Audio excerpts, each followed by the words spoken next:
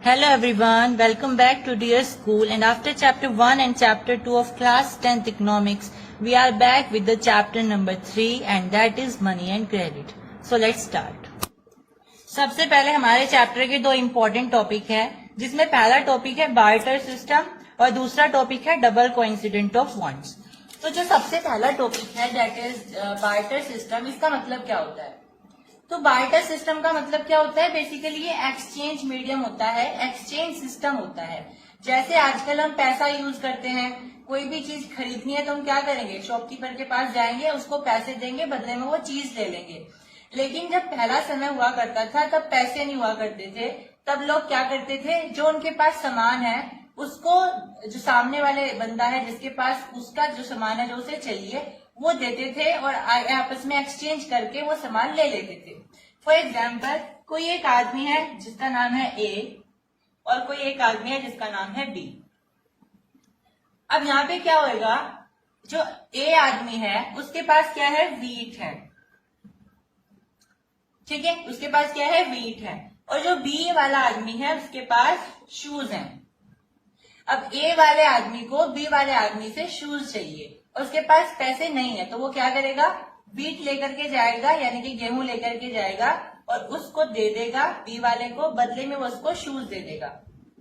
समझ में आई? तो यहाँ पे क्या हो रहा है? सामान से रिलेटेड उन्होंने एक्सचेंज किया, यानी यहाँ पे मनी का कोई भी सिस्टम इन्वॉल्व नहीं होता है, इसमें पैसे का इस्तेमाल नहीं होता है, केवल और केवल आप यहाँ पे सामान एक्सचेंज करते हो जो भी आपके पास होता है, ठीक है। अब डबल कोइंसिडेंट ऑफ वॉन्ट्स क्या है? Double coincident of wants barter system का ही एक फीचर होता है।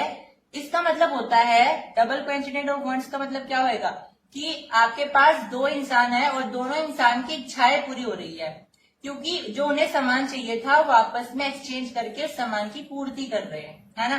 जैसे यहाँ पे ए था, उसके पास व्हीट था, फिर बी है, बी के पास क्या था? शूज थे। अब हो सकता है ए वाले को शूज चाहिए हो लेकिन बी वाले को व्हीट चाहिए हो, तो ए वाला क्या करेगा? इसे व्हीट दे देगा, शूज ले लेगा, और बी वाले को तो व्हीट चाहिए, उसे यहाँ से मिल गई, तो यहाँ से इसका भी, इसकी जो इच्छा थी वो भी पूरी हो गई, और जहां से शूज इसे लेने थे ए वाले को वो भी हो गया। तो डबल कोइंसिडेंट ऑफ वॉन्ट क्या होता है? जब इस वाले इंसान को इस वाले इंसान से जो चाहिए, साथ में बी वाले इंसान को ए वाले इंसान से जो उसके पास अवेलेबल सामान है वो चाहिए, यानी कि दोनों की दोनों यहाँ पे इच्छाएं जो है कोइंसिडेंट हो जाती है, तो इसे बोलते हैं हम डबल कोइंसिडेंट ऑफ वॉन्ट्स। अब तो पैसा आ गया है, हम उसकी मदद से एक्सचेंज कर सकते हैं, लेकिन जब पैसा नहीं हुआ करता था तब लोग कैसे अपना सामान खरीदते थे? किस चीज को वो मीडियम मानते थे? जैसे आज हम पैसे को एक मीडियम मानते हैं, माध्यम मानते हैं, जिसको एक्सचेंज करके हम कोई भी चीज खरीद सकते हैं। लेकिन जब पैसे नहीं हुआ करते थे, आज की तरह मनी नहीं हुआ करती थी, तब क्या हुआ करता था? मतलब किस चीज को वो अपना मीडियम मानते थे एक्सचेंज करने के लिए? तो पहले की एजेस में, पहले समय में इंडियंस क्या करते थे? ग्रेन्स का यूज करते थे। जैसे मैंने आपको बताया व्हीट, ऐसे बहुत सारे ग्रेन्स का वो यूज करते थे, अलग अलग ग्रेन्स का। साथ में वो कैटल्स का यूज भी करते थे, गाय हो गई, भैंस हो गई, बकरी हो गई, इस तरीके से वो कैटल्स का यूज करते थे मनी की तरह। मनी की तरह मतलब जैसे हम आजकल मनी को कैसे यूज करते हैं? एक माध्यम की तरह यूज करते हैं एक्सचेंज करने के लिए। उसी तरीके से वो लोग क्या करते थे? यहाँ पे उसको एक मीडियम की तरह यूज करते थे अपने सामान को एक्सचेंज करने के लिए, खरीदने के लिए एक तरीके से। Thereafter came the use of metallic coins. अब जैसे जैसे समय आगे बढ़ता गया उसके बाद क्या आने लगे? सिक्के आने लगे मेटल के। और अकबर सबसे पहले राजा थे जिन्होंने गोल्ड के सिक्के जारी किए थे, इशू किए थे, ठीक है। तो गोल्ड के सिक्के जारी करने वाले सबसे पहले शासक कौन थे? अकबर थे, ये ध्यान रखना है। Next, why transactions are made in money. अब आज के समय में क्या होता है? ट्रांजेक्शन यानी क्या? लेन देन कैसे होता है? पैसे से होता है। तो ऐसा क्यों है कि हम पैसे से लेन देन करते हैं? तो देखो, अगर हम डबल कोइंसिडेंट ऑफ वॉन्ट लगाएं या फिर बार्टर सिस्टम लगाएं तो उसमें प्रॉब्लम क्या आएगी कि हमें ये देखना पड़ेगा कि सामने वाला भी क्या वो सामान चाह रहा है जो हम चाह रहे हैं। मतलब हमें जो चाहिए वो तो चाहिए, लेकिन क्या सामने वाले को वो सामान चाहिए, क्या वो हमारे पास है? क्योंकि डबल कोइंसिडेंट ऑफ वॉन्ट तो लगता ही है। बार्टर सिस्टम कैसे होता है? जब यहाँ पे डबल कोइंसिडेंट ऑफ वॉन्ट्स लगता है। भाई डबल कोइंसिडेंट ऑफ वॉन्ट्स में क्या होता है कि जो हमें सामान चाहिए सामने वाले के पास वो होना चाहिए, लेकिन हम ऐसे थोड़ी ना उसको ले लेंगे। सामने वाले को भी तो हमसे कोई सामान चाहिए होगा, तो कहीं ना कहीं हमें जो सामान चाहिए वो सामने वाले के पास होना चाहिए, और सामने वाले को जो सामान चाहिए वो तो हमारे पास होना जरूरी है। लेकिन ऐसा हमेशा होता नहीं है कि जो सामने वाले को चाहिए वो हमारे पास ही हो, है ना। तो ऐसे में प्रॉब्लम आती थी कि हमें भी वो सामान रखना ही पड़ता था जो सामने वाले को चाहिए, अगर हमें कोई सामान चाहिए तो इसमें प्रॉब्लम आती थी। तो इसीलिए एक माध्यम बना दिया गया जिसको कहते हैं मनी, जिसका यूज करके सारा झंझट खत्म हो गया। तो कोई भी पर्सन जिसके पास पैसा है वो इजीली एक्सचेंज कर सकता है, कोई भी सामान खरीद सकता है, कोई भी सर्विस ले सकता है, कोई भी कमोडिटी ले सकता है, ठीक है, सामने से। तो अब वो प्रॉब्लम नहीं आएगी डबल क्वांटिटी ऑफ वांट्स की, कि आपको वो सामान फिक्स करना ही है, उसके पास होना चाहिए, मेरे पास होना चाहिए, वो झंझट खत्म हो गया। जस्ट आपको क्या करना है, पैसे लेकर के जाने हैं, सामने वाले को देने हैं, आपको सामान दे देगा, सर्विस दे देगा, ठीक है। तो वो झंझट खत्म हो गया कि पहले आपको बार्टर सिस्टम चलाना पड़ता था। तो समझ में आया ना कि मनी के आने से क्या फायदा हो गया। सोच रहे होंगे पहले तो बार्टर सिस्टम था वो अच्छा था या वो था, तो उसके कुछ डिसएडवांटेज थे। अगर आपको आते हैं लिखने के लिए तो आप ये सब लिख सकते हो जो मैंने अभी बताया। Next, since money acts as an intermediate in the exchange process it is called medium of exchange. जैसा कि मैंने बताया आपको ऊपर भी कि मनी को हम कैसे यूज करते हैं, एक माध्यम की तरह यूज करते हैं कोई भी चीज एक्सचेंज करने के लिए। तो इसीलिए इसको क्या कहा जाता है, मीडियम ऑफ एक्सचेंज। ओके, अब देखिए जो हमारे पास पैसा होता है, क्या उसके पास खुद की एक कीमत होती है। हम बोलेंगे यस, जो 50 रुपए है तो उसकी 50 रुपए कीमत है, 100 रुपए है तो उसकी 100 रुपए कीमत है। लेकिन अगर असल मायने में देखा जाए, जो पहले सिक्के हुआ करते थे, सोने के हो गए, चांदी के हो गए, तांबे के हो गए, उनकी खुद की कीमत हुआ करती थी, है ना। भाई आजकल अगर आप इनको बेचोगे तो आपको बहुत सारे पैसे मिल जाएंगे, राइट। तो आजकल जो हमारे पास पैसे हैं जस्ट वो पेपर के पीसेज हैं, बट क्योंकि उन्होंने आरबीआई ने उस पर क्या किया है, उसको ऑथराइज कर दिया है कि भाई ये जो है पैसे हैं और इनको आपको इसी अमाउंट में लेना है जिस अमाउंट में लिखे हुए हैं।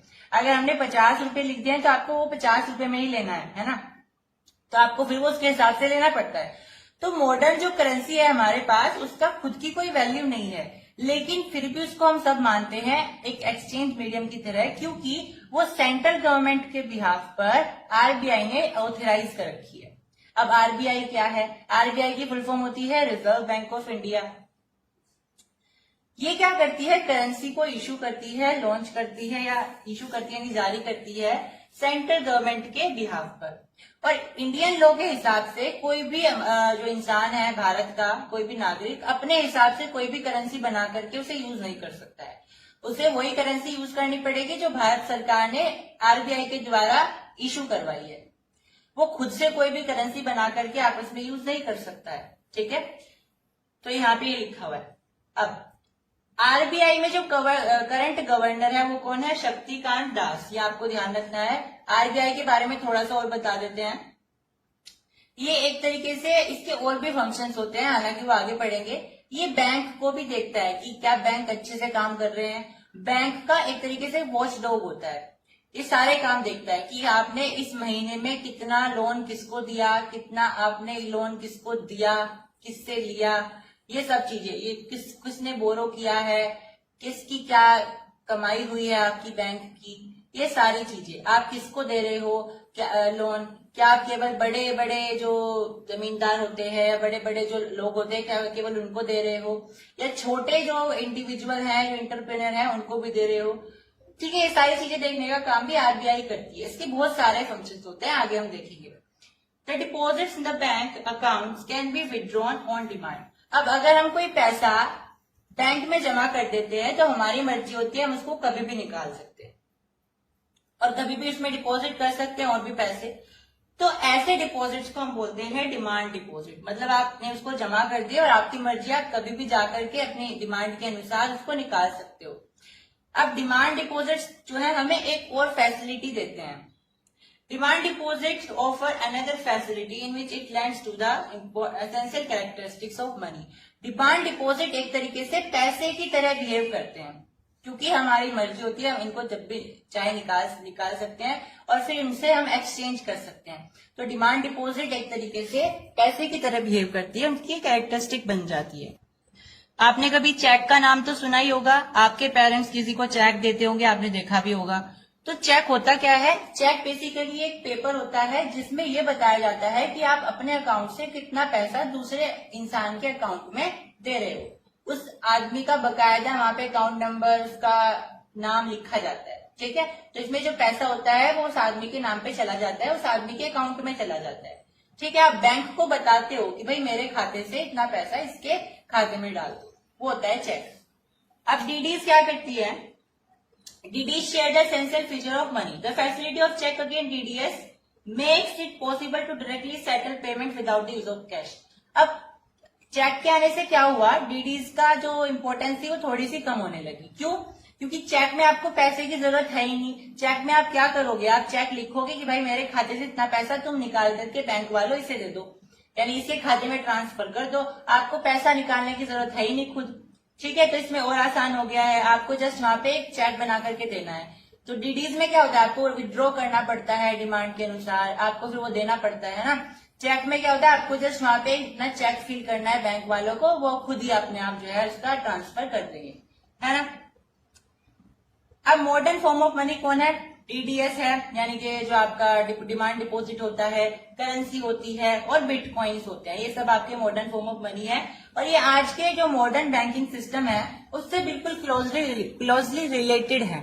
मतलब पूरा का पूरा जो बैंकिंग सिस्टम है वो इनके हिसाब से चल रहा है आजकल, है ना। करेंसी होगी, आज की जो करेंसी होती है मुद्रा, वो, और आपकी जो बिटकॉइंस हो गई आजकल जो चल रहे हैं, और जो डीडीएस हो गए, वो ये सब चीजें क्या करती है? बहुत ज्यादा इन्फ्लुएंस करती हैं मॉडर्न बैंकिंग सिस्टम को, ठीक है। I hope you understand today's session. Wait for next session. Please subscribe dear school. Thanks for watching the video and like the session as well. Hello everyone, welcome back to Dear School, and today we are continuing our lesson Money and Credit. So in this lecture हम क्या पढ़ने वाले हैं? Banks की main income क्या होती है। आप सब सोचते होंगे कि जो बैंक वाले होते हैं वो किस तरीके से पैसा कमाते हैं। तो ये लेसन बहुत ही ब्यूटीफुल लेसन है, ये बहुत इंटरेस्टिंग, बहुत ही फैक्टफुल लेसन है, जो कि हमें पूरा प्रोसेस बताता है बैंक सिस्टम के बारे में, मनी के बारे में, और आगे हम क्रेडिट के बारे में पढ़ना स्टार्ट करेंगे।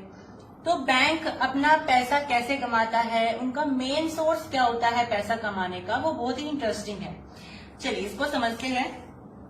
मान लीजिए कोई ए आदमी है और उसने क्या किया है? बैंक को अपना पैसा डिपॉजिट कर दिया है, ये बैंक है, ठीक है। अब बैंक क्या करता है? लोन भी देता है, हम सब जानते हैं। तो बैंक क्या करेगा? एक आदमी आया बी, वो उससे लोन मांग रहा है, तो जो पैसा ए ने उसको दिया था उसमें से वो कुछ अमाउंट रख लेता है और बाकी की अमाउंट क्या कर देगा? बी को दे देगा एज अ लोन। वो रख क्यों रहा है पैसे को? क्योंकि बाय चांस ए वाला आदमी है, वो अगले दिन आ गया, उसने अपने पैसे मांगने स्टार्ट कर दिए, तो वो क्या दिखाएगा बैंक उसको? तो वो कुछ अमाउंट वहां पे रख लेता है और लोन के लिए फिर कुछ अमाउंट उनको दे देता है। अब जब वो लोन ले रहे हैं तो इंटरेस्ट रेट भी लगेगा, उस पर इंटरेस्ट भी लगेगा। तो जो इंटरेस्ट से पैसा आएगा वो ही किसकी कमाई होती है? बैंक की। क्योंकि इन पे तो वो क्या करेंगे? इन पे हालांकि वो थोड़ा बहुत अमाउंट ऐड कर देते हैं, लेकिन मेन क्या होता है? जब वो लोन देते हैं तो ब्याज लगता है और वो ब्याज ही बैंक वालों की असली कमाई होती है। तो इस तरीके से बैंक वाले अपनी कमाई करते हैं। समझ में आई? तो यहाँ पे ये लिखा हुआ है, यू कैन रीड। अब मनी तो हमने पढ़ लिया, मनी का क्या सिस्टम होता है, किस तरीके से मनी को हम सर्कुलेट करते हैं, है ना, ये सब चीजें बैंक कैसे उसको प्रोसेस करती है। लेकिन क्रेडिट क्या होता है? तो असल मायने में बताएं तो क्रेडिट लोन ही होता है। लोन क्या होता है भाई? हम लोन किसे बोलते हैं? refers to an agreement in which the lender supplies the borrower with money, goods or services in return for the promise of future payment. ये एक तरीके की एक एग्रीमेंट होती है, एक सुलह होती है, जिसमें कोई लैंडर क्या होता है? जो पैसे देता है। कोई लैंडर बोरोवर मतलब जो पैसे ले रहा है, यानी कोई लैंडर बोरोवर को पैसे दे देता है, या पैसे नहीं, पैसे के अलावा वो कोई भी सर्विस भी दे सकता है, कोई भी गुड भी दे सकता है ना। तो जब वो गुड दे या सर्विस दे या मनी दे लैंडर बोरोवर को, और ये प्रॉमिस करे कि भाई तुम फ्यूचर में मुझे इसका जो पैसा है वो दे दोगे, ठीक है, उसे हम बोलते हैं credit. Is it clear to everyone? तो यहाँ पे हमने क्रेडिट क्या समझा? Credit is basically loan. इसका मतलब क्या होता है? कि एग्रीमेंट होती है जिसमें लैंडर बोरोवर को पैसे देता है या सर्विस देता है या फिर कोई गुड देता है और प्रॉमिस करता है कि भाई तुम फ्यूचर में मेरे को इसका जो पैसा है वो रिटर्न कर दोगे। और ऐसा हमेशा होता नहीं है, इन ऑल द केसेस नहीं होता है, लेकिन मोस्टली केसेस में इस पे फिर ब्याज भी लगता है, वो उसको ब्याज के साथ फिर वो पैसा लौटाता है। ठीक है, इस तरीके से जो लैंडर है उसको भी बचत होती है। ठीक है, इस तरीके से अपना बिजनेस करते हैं। Is it clear? क्रेडिट तो हमने समझ लिया। अब क्रेडिट लेने के लिए यानी लोन लेने के लिए हमें क्या क्या जरूरी होता है, मतलब इसमें कौन कौन से ऐसे टर्म्स होते हैं जो हमें ध्यान रखने होते हैं जब हम लोन ले रहे होते हैं या फिर क्रेडिट ले रहे होते हैं। तो इसमें बहुत सारे टर्म्स आते हैं। पहला टर्म होता है इंटरेस्ट रेट। इंटरेस्ट रेट बोले या फिर हम बोल सकते हैं ब्याज, कॉमन भाषा में ब्याज, यानी कि जो प्रिंसिपल अमाउंट होती है उस पर जो एक्स्ट्रा अमाउंट लगती है उसे हम बोलते हैं इंटरेस्ट रेट। प्रिंसिपल अमाउंट मतलब मान लीजिए एक बंदे ने 50 लाख रुपए का लोन लिया है, तो उस पर जो लोन लगेगा, मान लीजिए उसने जो लोन लगा है वो 5 लाख रुपए का लग गया। सो जो इंटरेस्ट रेट लगा यानी ब्याज लगा वो 5 लाख रुपए का लगा, तो वो 5 लाख रुपए क्या है? इंटरेस्ट रेट है। ठीक है, जो प्रिंसिपल अमाउंट यानी कि जो उसने पैसा खरीदा यानी 50 लाख, उसके अलावा भी जो उसे एक्स्ट्रा देने पड़ेंगे वो होता है उसका ब्याज, मतलब इंटरेस्ट रेट। कोलेटरल यानी गिरवी रखना, हम कॉमन भाषा में क्या बोलते हैं? गिरवी रखना। तो कोलेटरल एक तरीके से गिरवी रखना होता है, कोई भी सामान हम रखते हैं, इसको हम आगे देखेंगे यहाँ पे। एंड डॉक्यूमेंटेशन रिक्वायरमेंट, यानी कि आपको क्या कागजात चाहिए क्रेडिट लेने के लिए, वो सब चीजें। And mode of payment comprise what is forms of term of credit, ये सारे टर्म ऑफ क्रेडिट होते हैं। लेकिन ये बात ध्यान रखना, जनरली ये जो सारी चीजें होती है ये हमारे क्रेडिट के दो टाइप्स होते हैं। एक होता है फॉर्मल सोर्स ऑफ क्रेडिट, एक होता है इनफॉर्मल सोर्स ऑफ क्रेडिट, जिसको हम आगे देखेंगे। तो ये जो सारी चीजें हैं ये फॉर्मल में ज्यादा यूज होती है, इनफॉर्मल में कम यूज होती है। क्यों होती है कम, वो हम आगे देखेंगे, अभी इतना ध्यान रखिए। तो अब ये जो सारे हैं इनकी यहाँ पे डेफिनेशन लिखी है, इनमें से कुछ जो इंपॉर्टेंट है। Interest rate, borrower must pay to lender with the repayment of the principal amount, यानी प्रिंसिपल अमाउंट के साथ साथ जो उसे दोबारा से यानी एक्स्ट्रा जो उसे पे करना पड़ेगा लेंडर को, बोरोवर को जो लेंडर को एक्स्ट्रा अमाउंट पे करना पड़ेगा वो होता है हमारा interest rate. Is it clear? Let me repeat it. जब कोई बोरोवर लेंडर को प्रिंसिपल अमाउंट के साथ साथ एक्स्ट्रा अमाउंट भी पे करता है, वो एक्स्ट्रा अमाउंट क्या होती है? इंटरेस्ट रेट होता है, क्योंकि वो उस पर ब्याज लग जाता है। ठीक है, और क्यों लगता है भाई? वो लैंडर का सोर्स ऑफ इनकम हो गया, क्योंकि उसे क्या बचत आएगी, ऐसे तो पैसे एक्सचेंज करते रहो बस। ठीक है, और इससे ये भी होता है कि उसके पास इसे लौटाना ही है, क्योंकि जितना ज्यादा समय बढ़ता जाएगा इंटरेस्ट बढ़ता चला जाएगा। तो ऐसे फिर उसे जो जिसने पैसे लिए हैं उसके पास प्रेशर होता है कि मुझे जल्दी से जल्दी उसके पैसे वापस लौटाने हैं, नहीं तो ब्याज बढ़ता चला जाएगा। ठीक है, कोलेटरल क्या होता है? कोलेटरल को बेसिकली हम सिक्योरिटी अगेंस्ट लोन बोलते हैं, मतलब कि हमने जो लोन लिया है उसके अगेंस्ट हमने एक सिक्योरिटी रख दी है ना, यानी गिरवी रख देना कोई सामान। तो it is an asset that the borrower owns and uses this as a guarantee to lender until the loan is repaid. यानी हम जब कोई लोन लेते हैं तो हम वहां पे अपना कोई सामान रख देते हैं। मान लीजिए हमने अपने घर के कागजात रख दिए, अपने गाड़ी के कागज रख दिए या कोई भी चीज, तो वो एक तरीके से सबूत होता है कि हम जो अपना जो पैसा है उसे रिपे कर देंगे, इतना तुम इस सामान को हमारे पास अपने पास रखो। ठीक है, तो एक तरीके से उनके पास सिक्योरिटी हो जाती है लोन देने वालों के साथ कि वो भागेगा नहीं कहीं लोन लेकर के, क्योंकि उसका जो सामान है कोलेटरल है वो हमारे पास आ गया है, जो कि उसके लिए बड़ा कीमती है। ठीक है, अब एक बात और होती है कि जो कोलेटरल होता है वो हमेशा ज्यादा वैल्यूएबल होता है, यानी ज्यादा बड़ा होता है या मोर होता है देन द अमाउंट जो उसने लैंड करी है या उसने बोरो करी है, सॉरी। ठीक है, यानी कोई जो बोरोवर है वो लैंडर के पास आया, मान लीजिए उसने 50 लाख रुपए लिए हैं हमसे लोन के रूप में, तो उसे जो यहाँ पे गिरवी रखना पड़ेगा ना सामान, वो 50 लाख रुपए से ज्यादा का होना चाहिए। ठीक है, तो कोलेटरल हमेशा ज्यादा होता है किससे? जो उसने अमाउंट बोरो करी है उससे, ये हमेशा ध्यान रखना है। It can come in MCQ और any other objective question as well.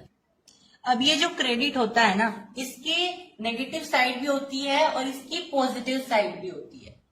मतलब इसके फायदे भी होते हैं, इसके नुकसान भी होते हैं। अब ये अलग अलग केसेस के हिसाब से होते हैं। जैसे हम एग्जाम्पल से बताते हैं, कोई एक गरीब अगर कोई महिला है स्वप्ना, अगर उसने लोन लिया है और अपनी उस लोन लेकर के उसने अच्छे से खेती करी है और उसकी जो खेती हुई है उससे बढ़िया उसे हार्वेस्ट भी मिल गया और उसे बेच करके उसे बढ़िया कमाई भी हो गई उसकी, तो फिर वो अपने लोन को रिपे भी कर सकती है, उसे प्रॉफिट भी हो जाएगा। लेकिन ये किस पर डिपेंड कर रहा है, अगर उसका हार्वेस्ट अच्छा हो गया तो वो रिपे कर पाएगी। लेकिन अगर बाय चांस उसका हार्वेस्ट अच्छा ना हुआ तो वो किस में फंस जाएगी, डेब्ट ट्रैप में फंस जाएगी। डेब्ट ट्रैप का मतलब क्या होता है, कर्ज के जाल में फंस जाएगी। और हर साल हर दिन हम जो है अखबार में देखते हैं और हर साल रिपोर्ट निकल करके आती है कि इस साल इतने लोगों ने खुदकुशी कर ली क्योंकि वो कर्ज में डूबे हुए थे। और मेनली ये कहाँ से आती है खबरें, गांव के इलाकों से आती है, जो लोग खेती करते हैं। क्योंकि जब वो अपने लोन लेते हैं तो वो उनकी जो मेन कमाई होती है वो हार्वेस्ट पर डिपेंड करती है। और हार्वेस्ट को हम ऐसे प्रिडिक्ट नहीं कर सकते कि अच्छा ही होगा या बेकार ही होगा, क्योंकि वो डिपेंड करता है सीजन पर, मौसम पर। आजकल बारिश इतनी ज्यादा है कि लोगों के क्या हो गए, राइस भी खराब हो गए, है ना, डूब करके, वो मतलब खराब स्थितियां होती है। तो हम उनको पहले से प्रेडिक्ट नहीं कर सकते हैं कि होने क्या वाला है। तो ये ऐसी चीजें होती है जो हार्वेस्ट पर डिपेंड करती है। तो यहाँ पे पॉजिटिव साइड भी दिखाया गया क्रेडिट का और नेगेटिव साइड भी। पॉजिटिव क्या है कि भाई आप लोन ले रहे हो, अगर आपका जो हार्वेस्ट है वो बढ़िया हो जाता है तो आपके लिए तो क्रेडिट अच्छा है, क्योंकि आपने उससे अच्छा प्रॉफिट भी कमा लिया और फिर बाद में आपने लोन को रिपे भी कर दिया। लेकिन अगर आपका जो हार्वेस्ट है वो बेकार हो रहा है और आप उसे रिपे भी नहीं कर पाए क्रेडिट को, आपको प्रॉफिट तो दूर की बात, और आप ऊपर से कर्ज में फंस गए हो, तो वो तो आपके लिए नेगेटिव हो गया, है ना। तो ये दोनों साइड होती है इसकी। अब सेक्टर क्रेडिट की दो टाइप होते हैं, दो कैटेगरी होती है, फॉर्मल सेक्टर लोन और इनफॉर्मल सेक्टर लोन। बेसिकली इनमें डिफरेंस क्या होता है फॉर्मल सेक्टर में और इनफॉर्मल सेक्टर में। फॉर्मल में यानी कि जितना भी फॉर्मल प्रोसेस होते हैं, यानी जो बैंक होते हैं वो लोन देते हैं। अब जब वो लोन देंगे तो हर चीज देखते हैं, वो आपके डॉक्यूमेंटेशन भी देखेंगे, आपका कोलेटरल भी देखेंगे, इंटरेस्ट रेट लगाएंगे, है ना, ये सारी चीजें। लेकिन इनफॉर्मल में ऐसा कुछ नहीं होता है और ज्यादातर जो इलिटरेट लोग होते हैं वो इनफॉर्मल की तरफ इसीलिए भागते हैं। क्यों? क्योंकि उसमें ना तो कोई कागजात दिखाना होता है, ना ही कुछ ऐसी चीजें दिखानी होती है। तो वो देखते हैं कागज पत्री के चक्कर में पड़ने से अच्छा है इसमें चले जाओ, इसमें आपको जस्ट अपना लोन लेना है, चले जाना है, ठीक है। दूसरा डिफरेंस क्या होता है कि फॉर्मल सेक्टर में कम जो है इंटरेस्ट रेट लगता है इन कंपैरिजन टू इनफॉर्मल में। यानी ये बहुत ज्यादा ब्याज लगाते हैं इनफॉर्मल वाले, लेकिन फॉर्मल वाले बहुत कम ब्याज लगाते हैं, ठीक है। तीसरा, फॉर्मल जो सेक्टर होता है उसको आरबीआई बैलेंस करता है, यानी आरबीआई देखता है इसके अंदर क्या चल रहा है, किसको लोन दिया जा रहा है, कैसा दिया जा रहा है। लेकिन इनफॉर्मल में ऐसा कोई ऑर्गेनाइजेशन नहीं होता है जो कि इसको बैलेंस कर सके, इसको देख सके, इसको एक तरीके से मॉनिटर कर सके कि इस सेक्टर में कौन किसको लोन दे रहा है, कौन किसको नहीं दे रहा है। तो ऐसा कोई ऑर्गेनाइजेशन नहीं होता है इस इनफॉर्मल सेक्टर में। एग्जाम्पल देख सकते हो, फॉर्मल में बैंक हो गया, कोऑपरेटिव सोसाइटीज हो गई, ये सब। लेकिन इनफॉर्मल में क्या आ जाएगा, मनी लैंडर आ जाएंगे, है ना, ये सब चीजें। तो यहाँ पे वही लिखा है, आरबीआई क्या करता है, फॉर्मल सोर्स ऑफ लोन को बैलेंस करता है, उसको मॉनिटर करता है। लेकिन इनफॉर्मल सेक्टर में ऐसा कोई ऑर्गेनाइजेशन नहीं होता है। अब यहाँ पे एक पार्ट लिखी है, cheap and affordable credit is essential for country's development. कि सस्ता, cheap and affordable credit is essential for country's development. मतलब आप अगर कम ब्याज लगाओगे और अफोर्डेबल लोन दोगे तो वो कंट्री के विकास के लिए अच्छा है, क्योंकि उससे गरीब किसान, गरीब जो लोग होते हैं वो भी लोन लेकर के अपना कोई बिजनेस, अपना कोई काम कर सकते हैं और फिर वो उसको रिपे भी कर सकते हैं क्योंकि ब्याज कम लगेगा। तो अगर आप ऐसी चीजें करो, चीप क्रेडिट दो, अफोर्डेबल क्रेडिट दो, तो उससे डेवलपमेंट हो सकता है।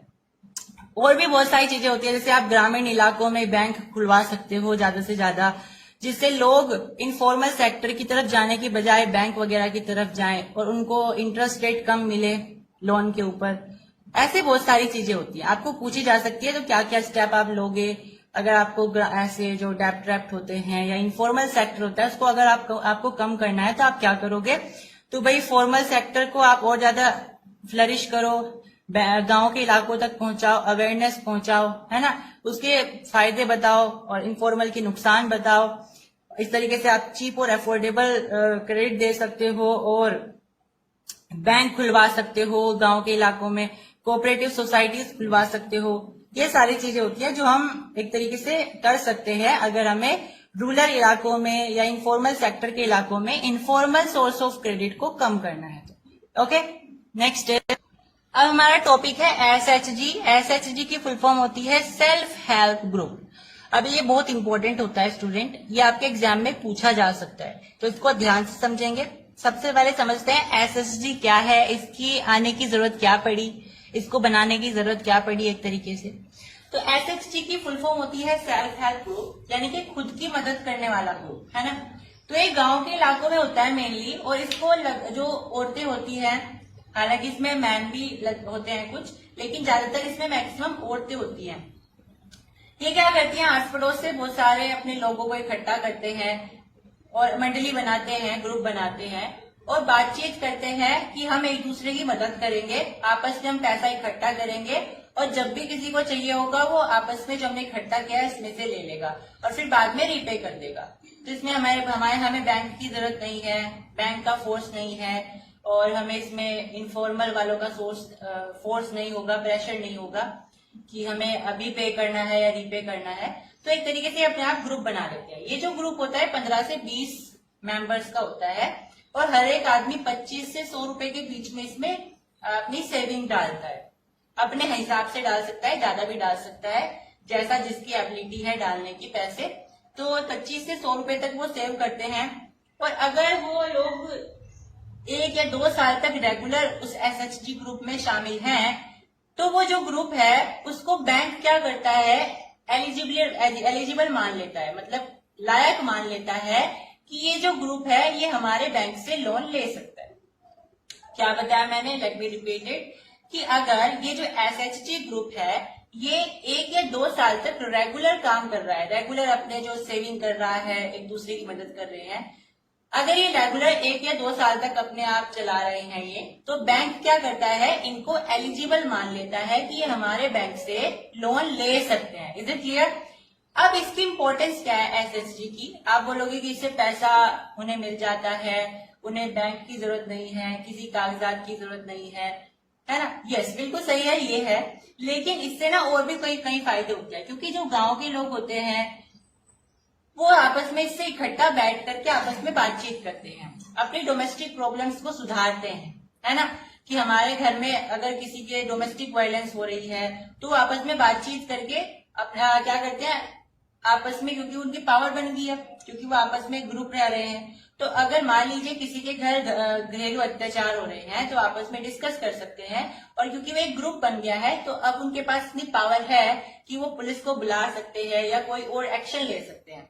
तो अब जो लोग हैं एसएचजी ग्रुप के वो कॉन्फिडेंट फील करते हैं, ठीक है। जो लोग दबे रह जाते हैं कहीं ना कहीं डोमेस्टिक वायलेंस से या कुछ भी, एसएचजी ग्रुप से क्या होता है, उनको फायदा मिलता है, क्योंकि अब वो कॉन्फिडेंट हो जाते हैं, क्योंकि अब वो एक ग्रुप का हिस्सा है, ठीक है। अब उनके पास इतनी पावर है कि जो उनके ऊपर डोमेस्टिक वायलेंस हो रहे हैं वो उसको एक तरीके से उसके ऊपर एक्शन ले सकते हैं। ओके, अब ये एसएचजी ग्रुप भारत में है, बहुत सारी जगह भी होते हैं, लेकिन ऐसे ही बांग्लादेश में ना ग्रामीण बैंक होते हैं।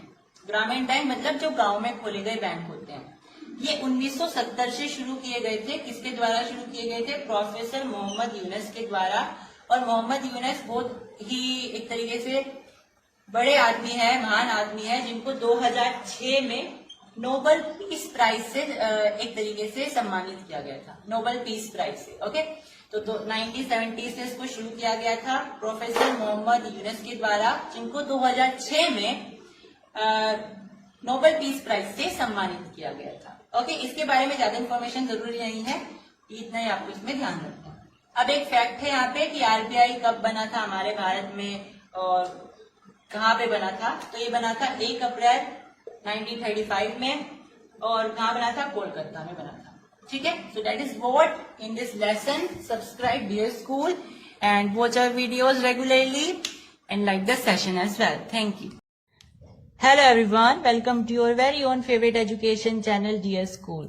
तो आज हम क्लास 10th इकोनॉमिक्स का last chapter that is chapter number 4 globalisation and the Indian economy की शुरुआत करने वाले हैं। तो स्टार्ट करने से पहले आप चैनल को सब्सक्राइब कर दीजिए। Let's start.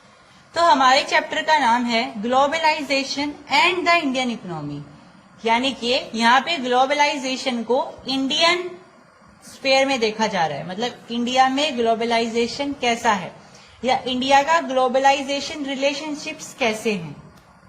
लेकिन हमें यह समझना पड़ेगा कि ग्लोबलाइजेशन क्या है, तभी हम जाके समझ पाएंगे कि इंडिया का ग्लोबलाइजेशन स्फीयर में कैसा स्पेस है, कैसा प्लेस है।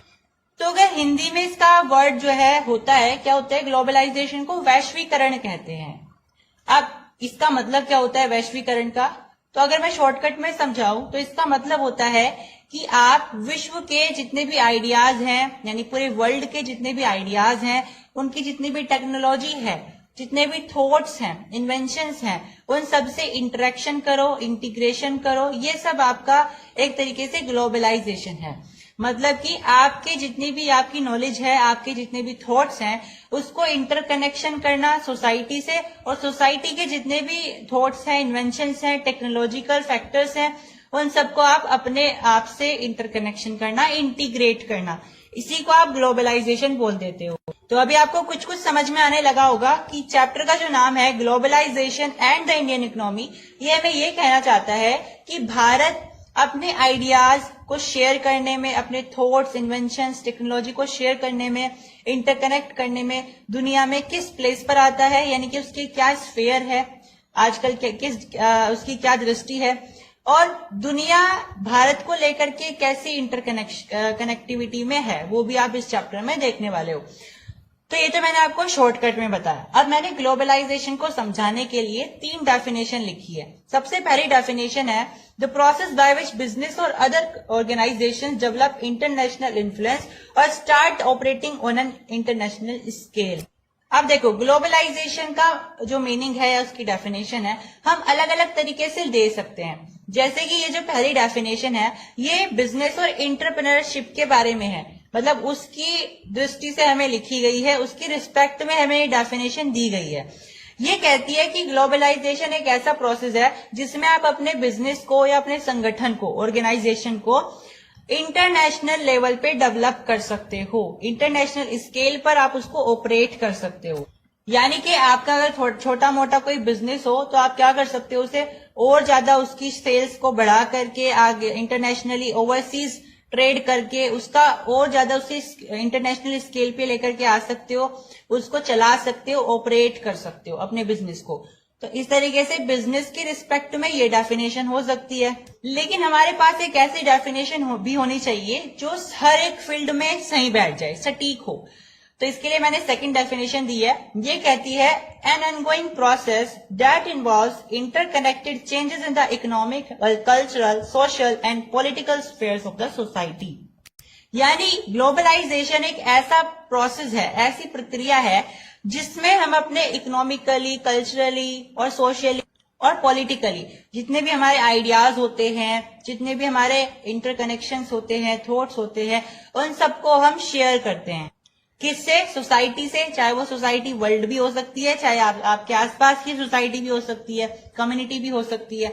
तो ग्लोबलाइजेशन एक ऐसा प्रोसेस है जिसमें आप अपने कल्चर से जुड़ी हुई चीजें, इकोनॉमी से जुड़ी हुई चीजें, पॉलिटिकली जो जुड़ी हुई चीजें हैं, थॉट्स हो सकते हैं, आइडियाज हो सकते हैं, ठीक है, मेथोडोलॉजीज हो सकती हैं, इन सबको आप शेयर करते हो, इंटरकनेक्ट करते हो सोसाइटी से। ठीक है, आप भी शेयर कर सकते हो या फिर जो दूसरी कंट्री शेयर कर रही है उसमें भी आप इन्वॉल्वमेंट दे सकते हो, इंटरकनेक्शन दे सकते हो। ठीक है, तो इसका मतलब ये नहीं है कि ग्लोबलाइजेशन में केवल टेक्नोलॉजिकली ही डेवलपमेंट होता है। ऐसा भी हो सकता है कि कल्चर का डिस्ट्रीब्यूशन हो जाए, है ना भाई। अगर आप देखोगे कि कनाडा में भी हिंदुइज्म बहुत अच्छे से चलता है, यानी कि बहुत वाइड स्केल में वहां पे कनाडा में हिंदुइज्म को माना जाता है।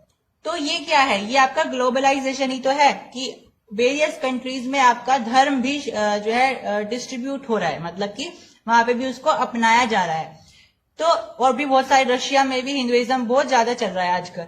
तो यहाँ पे हम ये देख पा रहे हैं कि जो आपका कल्चर है वो भी ग्लोबलाइज्ड हो रहा है, मतलब लोग उसको अपना रहे हैं, वो भी इंटरकनेक्ट होता चला जा रहा है। तो यहाँ पे टेक्नोलॉजी तो शेयर नहीं हुई है, लेकिन यहाँ पे कल्चर शेयर हो गया, कल्चर यहाँ पे इंटरकनेक्ट हो गया। थर्ड डेफिनेशन मैंने दी है, the process of interaction and integration among people, companies and government world wide.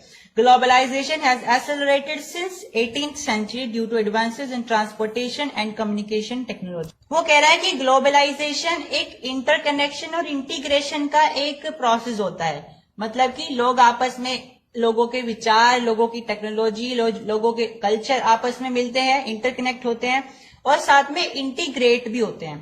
अब इंटीग्रेशन होने का मतलब यहाँ पे क्या होता है, मान लीजिए आपको मैं एग्जांपल दूं एक, जैसे आपके पास इंस्टाग्राम होता है, आप सब लोग इंस्टाग्राम चलाते होंगे।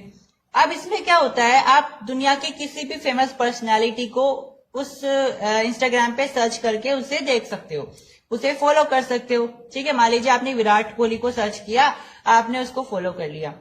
ठीक है, आप कहीं और के रहने वाले भी हो, चाहे भारत के भी रहने वाले हो, तो आपने इस तरीके से क्या किया, आपने जस्ट प्ले स्टोर से डाउनलोड किया इंस्टाग्राम और फिर जाकर के आपने अपनी जो फेवरेट सेलिब्रिटीज हैं, पर्सनालिटीज हैं, उन सबको आपने फॉलो करना शुरू कर दिया। तो ये क्या है, ये इंटीग्रेशन है, मतलब आप बिल्कुल एक छोटी चीज से बहुत बड़ी स्केल में आप क्या कर रहे हो, इंटरकनेक्शन कर रहे हो।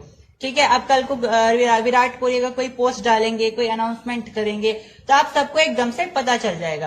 तो ये क्या है, ये एकदम से वाइड स्केल में होता है। तो अगर आप बिल्कुल छोटा सा स्टेप करके बहुत वाइड स्केल में अगर आप उसका इफेक्ट देखना चाहते हो तो उसको इंटीग्रेशन कहते हैं। तो यहाँ पे वही है, यानी ग्लोबलाइजेशन इंटीग्रेशन का और इंटरेक्शन का एक प्रोसेस है।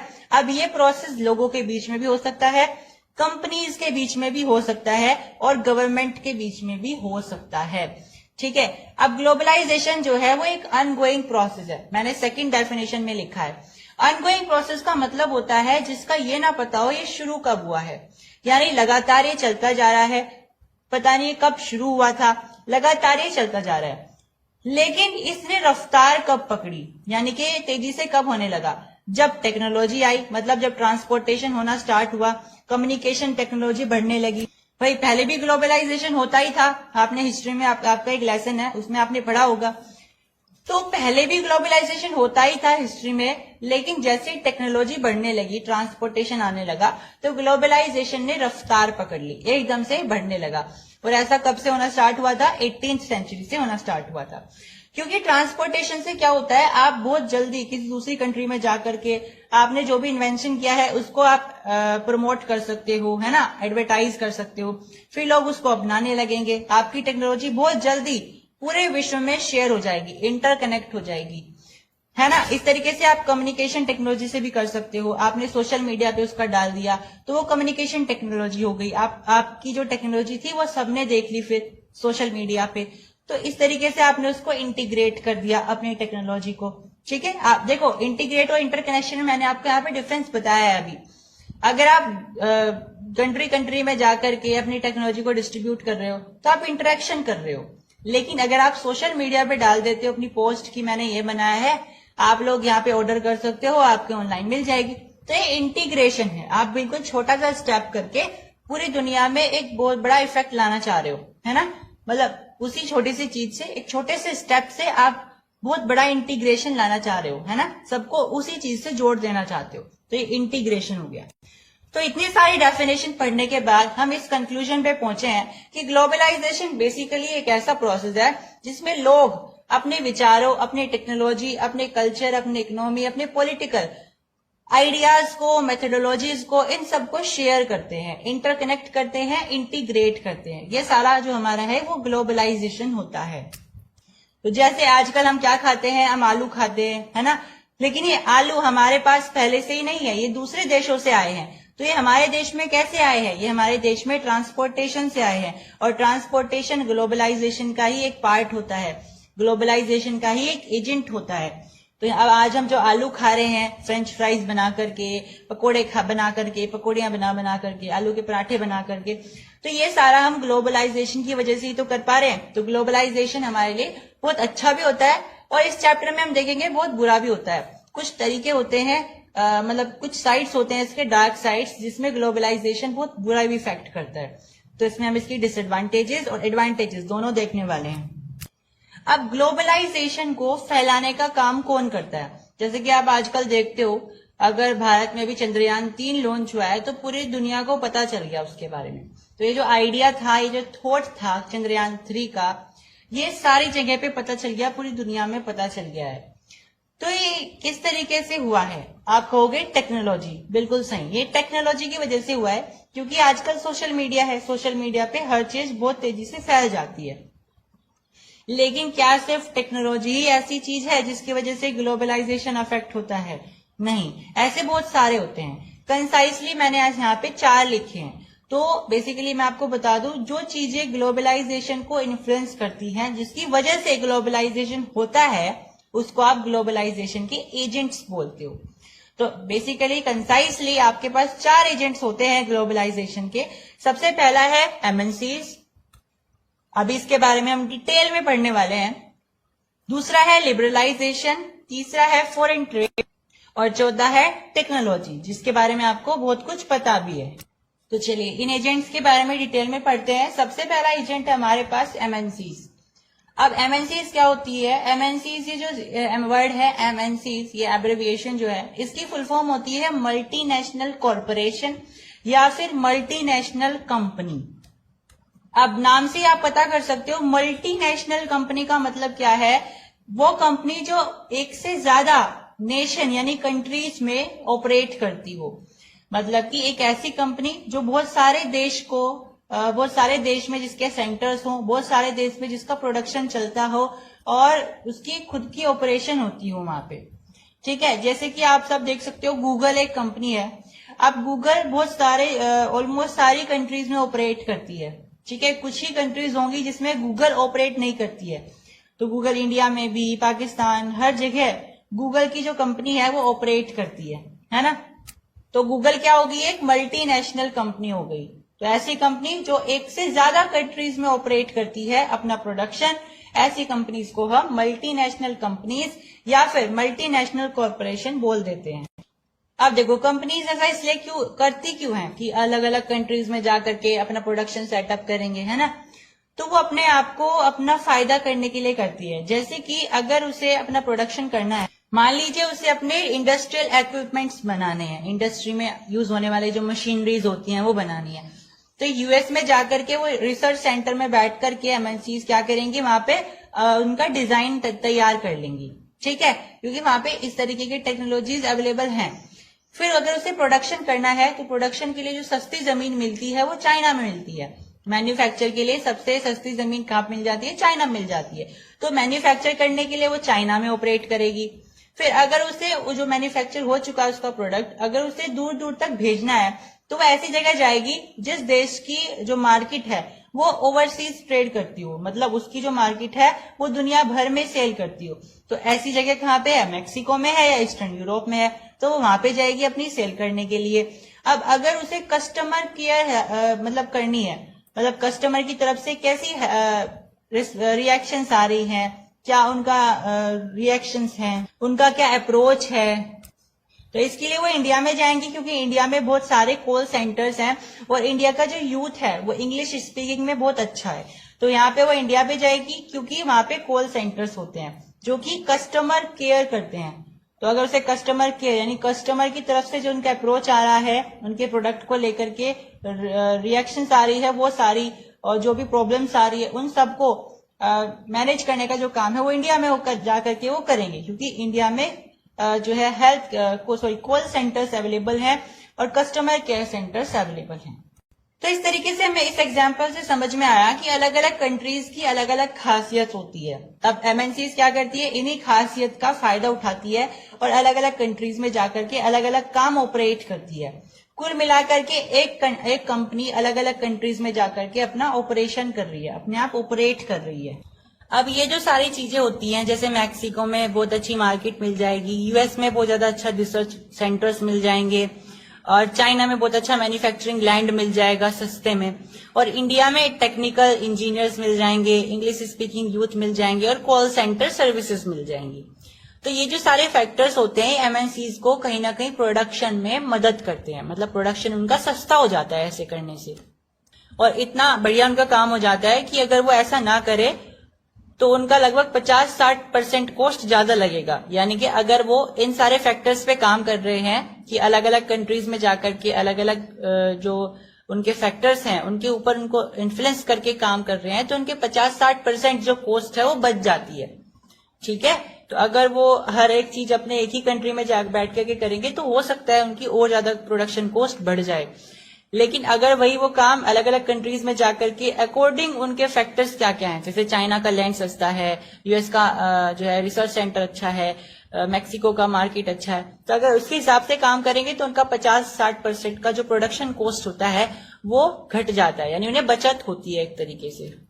अब एमएनसीज क्या देख करके प्रोडक्शन सेट करता है कि मुझे इस कंट्री में जाकर के प्रोडक्शन सेट करना है अपना, तो वो भी ऐसे नहीं करता कि कहीं पे जाकर के मैं अपना प्रोडक्शन सेट कर लूं, वो कुछ फैक्टर्स पे काम करता है। वो क्या क्या फैक्टर्स होते हैं, सबसे पहला होता है जो भी कंट्री हो या फिर जो उन्होंने जगह खरीदी है, जो भी स्टेट खरीदा है, राज्य, जिस भी राज्य तो नहीं खरीद सकते, मतलब जिस भी राज्य में जाकर के उन्होंने लैंड खरीदा है, वो जो जगह है, वो स्थान है, वो स्थान मार्केट से क्लोज होना चाहिए, यानी कि मार्केट से नजदीक होना चाहिए, क्योंकि ताकि वो जल्दी जल्दी से बाजार में जाकर के अपना सामान बेच पाए और ट्रांसपोर्टेशन का खर्चा कम से कम हो, क्योंकि मार्केट यानी बाजार जितना ज्यादा दूर होगा उतना ही उन्हें टाइम लगेगा उसको ट्रांसफर करने में वहां तक, है ना।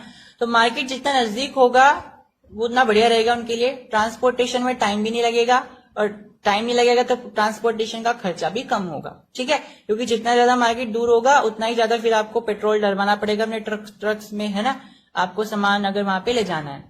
तो इसी तरीके से अगर आपको अपनी प्रोडक्शन सेट करना है, एमएनसीज क्या करती है, ऐसी जगह ढूंढती है जो मार्केट से क्लोज हो, मार्केट के आसपास ही हो, ताकि ट्रांसपोर्टेशन का खर्चा बच जाए। दूसरा, skilled and unskilled labour at low cost, यानी कि जो उन्हें मजदूरी चाहिए लोगों की वो सस्ते में मिल जाए। अब मजदूरी कैसी हो सकती है, स्किल्ड भी हो सकती है, अनस्किल्ड भी हो सकती है। स्किल्ड मतलब मान लीजिए कोई टेक्निकल कंपनी है तो उसे कंप्यूटर चलाने वाले लोग चाहिए जिन्हें आईटी की इंफॉर्मेशन हो, है ना। अनस्किल्ड का मतलब होता है जैसे आपके स्कूल्स में होता है, टीचर्स होते हैं वो हो गए स्किल्ड। अब कुछ लोग होते हैं, कुछ नॉन टीचिंग स्टाफ जिसको बोलते हैं, जो स्वीपिंग का काम करते हैं, जो पानी पिलाने का काम करते हैं, है ना, वो भी काम कर रहे हैं, तो उनको किस में गिना जाता है, अनस्किल्ड में गिना जाता है। हालांकि कोई काम छोटा नहीं होता है, लेकिन उनको अनस्किल्ड में गिना जाता है। ऐसे ही कोई कंपनी क्या करती है, दो तरीके के लोगों को, लेबर्स को हायर करती है, एक होता है स्किल्ड, एक होता है अनस्किल्ड। स्किल्ड में आ जाएंगे जिनको आईटी की इंफॉर्मेशन है, अगर वो कंपनी टेक्निकल है। वहीं अगर वो कंपनी मशीनरी वाली है तो वो लोग जिनको प्रोडक्शन की जानकारी है वो सारे स्किल्ड में आ जाएंगे। और अनस्किल्ड में क्या आ जाएंगे, उस कंपनी की साफ सफाई करने वाले मजदूरों को, जो स्किल्ड वाले हैं ना मजदूर, उनको पानी पिलाने वाले, साफ सफाई करने वाले, नर्स, जो पेड़ पौधे लगे रहते हैं कंपनीज के बाहर उनको रखवाली करने वाले, है ना, ये सब आ जाएंगे अनस्किल्ड की कैटेगरी में। उसके बाद नेक्स्ट फैक्टर आता है कि बाकी के सारे फैक्टर भी कंपनी देखती है अपना प्रोडक्शन सेट करने से पहले, जैसे कि बिजली है या नहीं वहां पे, लैंड की अवेलेबिलिटी सस्ते में मिल रही है नहीं, या फिर पानी की सुविधा है या नहीं, है ना, इस तरीके से वो देखती है। नेक्स्ट है might look for government policies.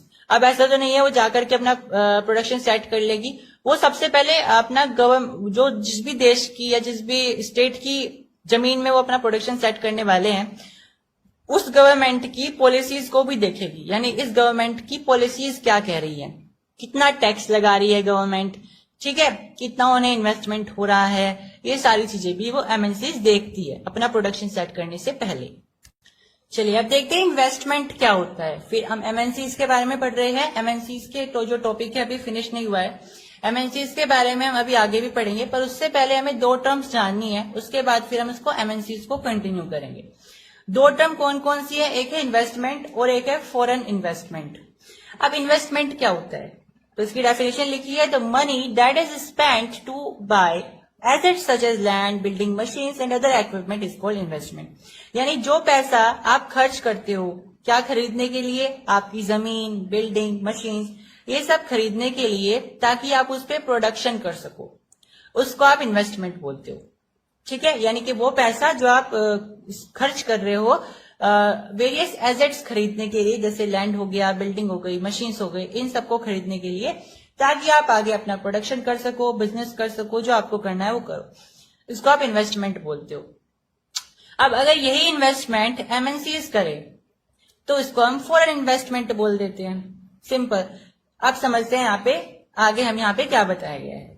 यहाँ पे लिखा है most common route for MNCs investment is to buy up local companies and then expand production.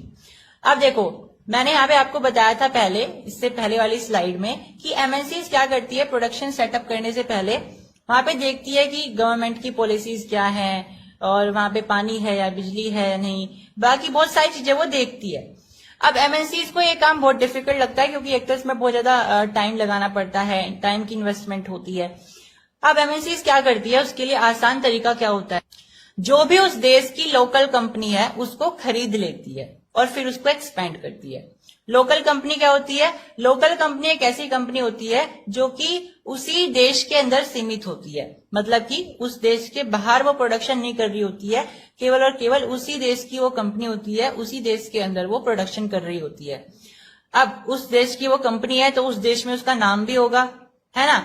लेकिन अगर एमएनसीज अपना प्रोडक्शन अलग से सेटअप करेंगी तो उसे अपना नाम बनाने में भी टाइम लगेगा। तो एमएनसीज क्या सोचती है कि हम क्या करेंगे, इन लोकल कंपनियों को ही खरीद लेंगे, इनका नाम तो पहले से है ही, और फिर कुछ समय बाद अपना टैग लगा करके इनको बेच लेंगे, है ना, और उसको एक्सपेंड करेंगे और अच्छी तरीके से। और ऐसा हुआ भी है इंडिया में। इसका एक एग्जाम्पल भी है, बहुत अच्छा एग्जाम्पल। क्या है, ध्यान से सुनेंगे। एक कंपनी थी अमेरिका की, कारगिल फूड्स नाम की, ठीक है, वो अमेरिका की बहुत बड़ी एमएनसी थी। तो उसने क्या किया, भारत में अपना उसे प्रोडक्शन करना था, तो उसने यही अपनाया तरीका कि मैं वहां की इंडिया की एक लोकल कंपनी को खरीद लूंगा और फिर अपना प्रोडक्शन कर लूंगा। तो इसी तरीके से उसने क्या किया, इंडिया की एक लोकल कंपनी परख फूड्स को खरीद लिया और फिर एक्सपेंड करना स्टार्ट कर दिया। अब क्योंकि परख फूड पहले से ही इंडिया में बहुत पॉपुलर कंपनी थी, उसने बहुत बड़ा नेटवर्क बनाया हुआ था अपना, तो इस कंपनी को यानी कारगिल फूड्स को टाइम नहीं लगा अपना एक्सपेंशन करने में, और इसने बहुत बड़ा प्रोडक्शन अपना सेटअप कर लिया। एक तरीका तो ये हो गया आसान वाला कि एमएनसीज किस तरीके से लोकल कंपनी को खरीद करके अपना प्रोडक्शन सेटअप कर सकती है। एक और तरीका होता है कि कंपनी वहां जाकर के जो छोटे छोटे स्मॉल प्रोड्यूसर्स होते हैं उनसे सामान खरीदती है और अपना टैग लगा लगा करके बेच देती है। ठीक है, जैसे वहां के लोकल जो होते हैं ना, कॉटेज इंडस्ट्री में जो काम करते हैं, क्राफ्टिंग इंडस्ट्री में जो काम करते हैं, तो उनके पास कोई कंपनी तो होती नहीं है, क्योंकि वो तो अपने बेचारे घर बैठ करके बना रहे होते हैं, है ना। तो वो कंपनी क्या करती है, एमएनसीज बाहर वाली, वो आती है उनके पास और उनका सामान खरीद लेती है, उनको पैसे दे देती है और अपना टैग लगा करके, अपनी ब्रांड का नाम बता करके उस सामान को अपना बना करके बेच देती है। तो ये उनके लिए आसान काम होता है। ठीक है, यानी कि उसी देश की जो स्किल्स हैं उसी देश में से खरीद करके उसी देश को बेच देती है, ताकि उन्हें ये दिमाग भी ना लगाना पड़े कि यहाँ पे किस तरीके के लोग किस तरीके की चीजें पसंद करते हैं, किस तरीके का प्रोडक्शन पसंद करते हैं।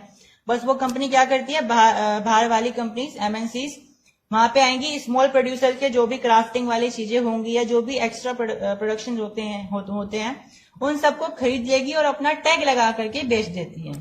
अब एमएनसीज ऐसा कर रही है तो इससे लोकल कंपनी को क्या फायदा हो रहा है और एमएनसीज को क्या फायदा हो रहा है वो देखते हैं। अब बेसिकली ये क्या करती है, कभी देखो, एक तरीका तो हो गया आप लोकल कंपनी को पूरी तरीके से खरीद लो। एक तरीका ये भी होता है कि आप उनके साथ कोलैबोरेशन कर लो, मतलब उनके साथ पार्टनरशिप कर लो। ठीक है, तो अगर आप उनको खरीद रहे हो तब तो उन्हें जो है लोकल कंपनी को तो बस पैसा मिल जाएगा, उनके लिए तो ये फायदा हो गया। लेकिन अगर आप उनके साथ पार्टनरशिप कर रहे हो तो आपको दो फायदे मिलते हैं। एक तो यही आपको पैसा मिल जाएगा, दूसरा ये भी होता है कि जो एमएनसीज है वो बाहर की कंपनियां होती है और बाहर जितने भी बड़े बड़े देश हैं उनके पास हमारे इंडिया से भी वो ज्यादा बड़ी बड़ी टेक्नोलॉजीज होती है। तो अगर आप एमएनसीज से कोलैबोरेशन करोगे, पार्टनरशिप करोगे, तो आपको टेक्नोलॉजिकली इन्वेस्टमेंट आपकी कंपनी में होगा और आप आगे अपना दूसरा जो प्रोडक्शन करोगे आपको उसमें फायदा होगा। अब लोकल कंपनियों को तो ये फायदा हो गया एमएनसी से पार्टनरशिप करने का। अब एमएनसीज को भी फायदा होता है लोकल कंपनी से पार्टनरशिप करने का। एक तो यही हो गया कि उन्हें नहीं पता है यहाँ पे जिस देश में वो आए हैं यहाँ पे लोगों का अट्रैक्शन किस तरफ है, मतलब वो किस तरीके की चीजें पसंद करते हैं, है ना। तो लोकल कंपनियों को तो वहां पे पता भी है, और साथ में लोकल कंपनी का नाम भी है वहां पे, उनका पहले से एक मार्केट भी है वहां पे। तो एमएनसीज को फायदा हो जाता है लोकल कंपनी से कोलैबोरेशन करने पर। एक तो उन्हें मार्केट मिल जाती है बढ़िया, दूसरा उन्हें मदद मिलती है ये जानने में कि यहाँ पे जो इस देश के जो लोग हैं वो किस तरीके की चीजें और किस तरीके का प्रोडक्शन पसंद करते हैं। अब जो मैंने आपको कारगिल वाला एग्जाम्पल दिया था वो तो था जब एमएनसीज ने लोकल कंपनी खरीद ली थी, लेकिन कोलैबोरेशन वाला तरीका अलग होता है। कोलैबोरेशन का भी एक इंडिया में एग्जाम्पल है। 1995 में महिंद्रा जो भारत की एक कंपनी है, महिंद्रा एंड महिंद्रा, उसने पार्टनरशिप करी थी एक अमेरिकन कंपनी से जो कि है फोर्ड। ठीक है, तो हमारी जो इंडिया की कंपनी थी ट्रैक्टर की, महिंद्रा एंड महिंद्रा, या कार्स की भी है, उसने कोलैबोरेशन कर लिया था 1995 में फोर्ड कंपनी से। तो वो कोलैबोरेशन था, वो उसने खरीदनी थी कंपनी, तो ये कोलैबोरेशन था। तो आज की इस वीडियो में इतना ही। आने वाली वीडियोस में हम इस चैप्टर को कंटिन्यू करने वाले हैं। Hope you will stay to the channel and subscribe the channel as well. Thank you. Hello everyone, welcome to your very own favorite education channel GS School। तो globalisation and the Indian economy में हमने first lecture complete कर लिया है, जिसमें हमने MNCs के बारे में डिटेल में डिस्कशन किया था। साथ ही हमने ग्लोबलाइजेशन का जो लिटरल मीनिंग होता है वो भी डिस्कस किया था। आज उसी चैप्टर को यानी globalisation and the Indian economy वाले चैप्टर को कंटिन्यू करने वाले हैं। और मैंने आपको बताया था कि ग्लोबलाइजेशन के कुछ एजेंट्स होते हैं, जिसमें एमएनसीज आते हैं, लिबरलाइजेशन आता है, फॉरेन ट्रेड आता है और टेक्नोलॉजी आता है। टेक्नोलॉजी तो आप खुद से भी लिख सकते हैं कि टेक्नोलॉजी आप मान सकते हो जो साइंस में एडवांसमेंट हो रहा है, उससे मास कम्युनिकेशन बढ़ गया है, तो ये सब होता है, जो कि आपके सिलेबस में है भी नहीं। बट आप अगर ये एग्जाम में आता है कि आप एजेंट्स को डिस्कस करिए, तो आप टेक्नोलॉजी को एक एजेंट मान करके उसको डिस्कस खुद से कर सकते हो। बाकी रही एमएनसीज की बात, फॉरेन ट्रेड की बात और लिबरलाइजेशन की बात, तो हमने एमएनसीज के बारे में बिल्कुल डिटेल में डिस्कशन कर लिया था। आज के इस लेक्चर में हम फॉरेन ट्रेड के बारे में डिस्कशन करने वाले हैं और लिबरलाइजेशन के बारे में। तो फॉरेन ट्रेड क्या होता है, आप नाम से ही पहचान सकते हो। फॉरेन ट्रेड का मतलब क्या है, वो ट्रेड या वो व्यापार जो आप विदेश में कर रहे हो या फिर अपनी कंट्री के बाहर कर रहे हो। इसका मतलब क्या है, आपने अपने लोकल एरिया में बैठ करके वो सामान बनाया है और फिर आप उसको बेचने के लिए बाहर वाली मार्केट में गए हो, इंटरनेशनल मार्केट में आप गए हो, इससे आप फॉरेन ट्रेड बोल देते हो, राइट। अब ये जो फॉरेन ट्रेड होता है, इससे आपको दो फायदे मिलते हैं। एक तो ये कि आपके जो नेटिव प्रोडक्ट्स हैं, आपका जो क्राफ्ट है, वो बाहर के देशों में बिल्कुल नया होगा, तो आप उसको महंगे दाम में बेच सकते हो क्योंकि वो उन लोगों के लिए नया हो। एग्जाम्पल के लिए क्राफ्ट का एग्जाम्पल ले लीजिए। अगर आप यहाँ पे इंडिया में हैं तो आपके यहाँ पे बैम्बू का जो क्राफ्ट बनेगा वो बहुत यूनिक होता है। बाकी के बहुत सारे देश ऐसे हैं जहाँ पे बिल्कुल नया होगा, तो आप उस सामान को बहुत महंगे दामों में बेच सकते हो, जिससे आपको डबल ट्रिपल प्रॉफिट हो जाएगा। यानी आपको इससे मनी तो 100% मिल ही जाएगी एक्स्ट्रा। दूसरा जो इसका बेनिफिट होता है वो ये होता है कि इससे जो आपकी मार्केट थी, वो लोकल मार्केट जो आपकी पहले थी, जब आप अपने देश में बैठ करके अपना सामान बना और बेच रहे थे, तब आपकी जो लोकल मार्केट थी अब वो बढ़ जाएगी और वो इंटरनेशनल मार्केट बन जाएगी। इससे क्या होगा, आपकी जो मार्केट है वो इंटीग्रेट हो रही है। मैंने इंटीग्रेट होने का मतलब आपको पहले भी बताया था, यानी आप जो पहले छोटा सा स्टेप कर रहे थे उससे आप बहुत बड़ी स्केल पर पहुंच गए हो अब, है ना। तो फॉरेन ट्रेड से आपका क्या होगा, आप ना केवल अपनी लोकल मार्केट में बल्कि आप इंटरनेशनल मार्केट में भी अपना सामान बेच सकोगे, जिससे आपको बहुत फायदा होगा। अब इस फॉरेन ट्रेड की क्या क्या एडवांटेजेस होती हैं। ये जो फॉरेन ट्रेड होता है, इसकी एडवांटेजेस प्रोड्यूसर्स को भी होती है, साथ के साथ बायर्स को भी होती है।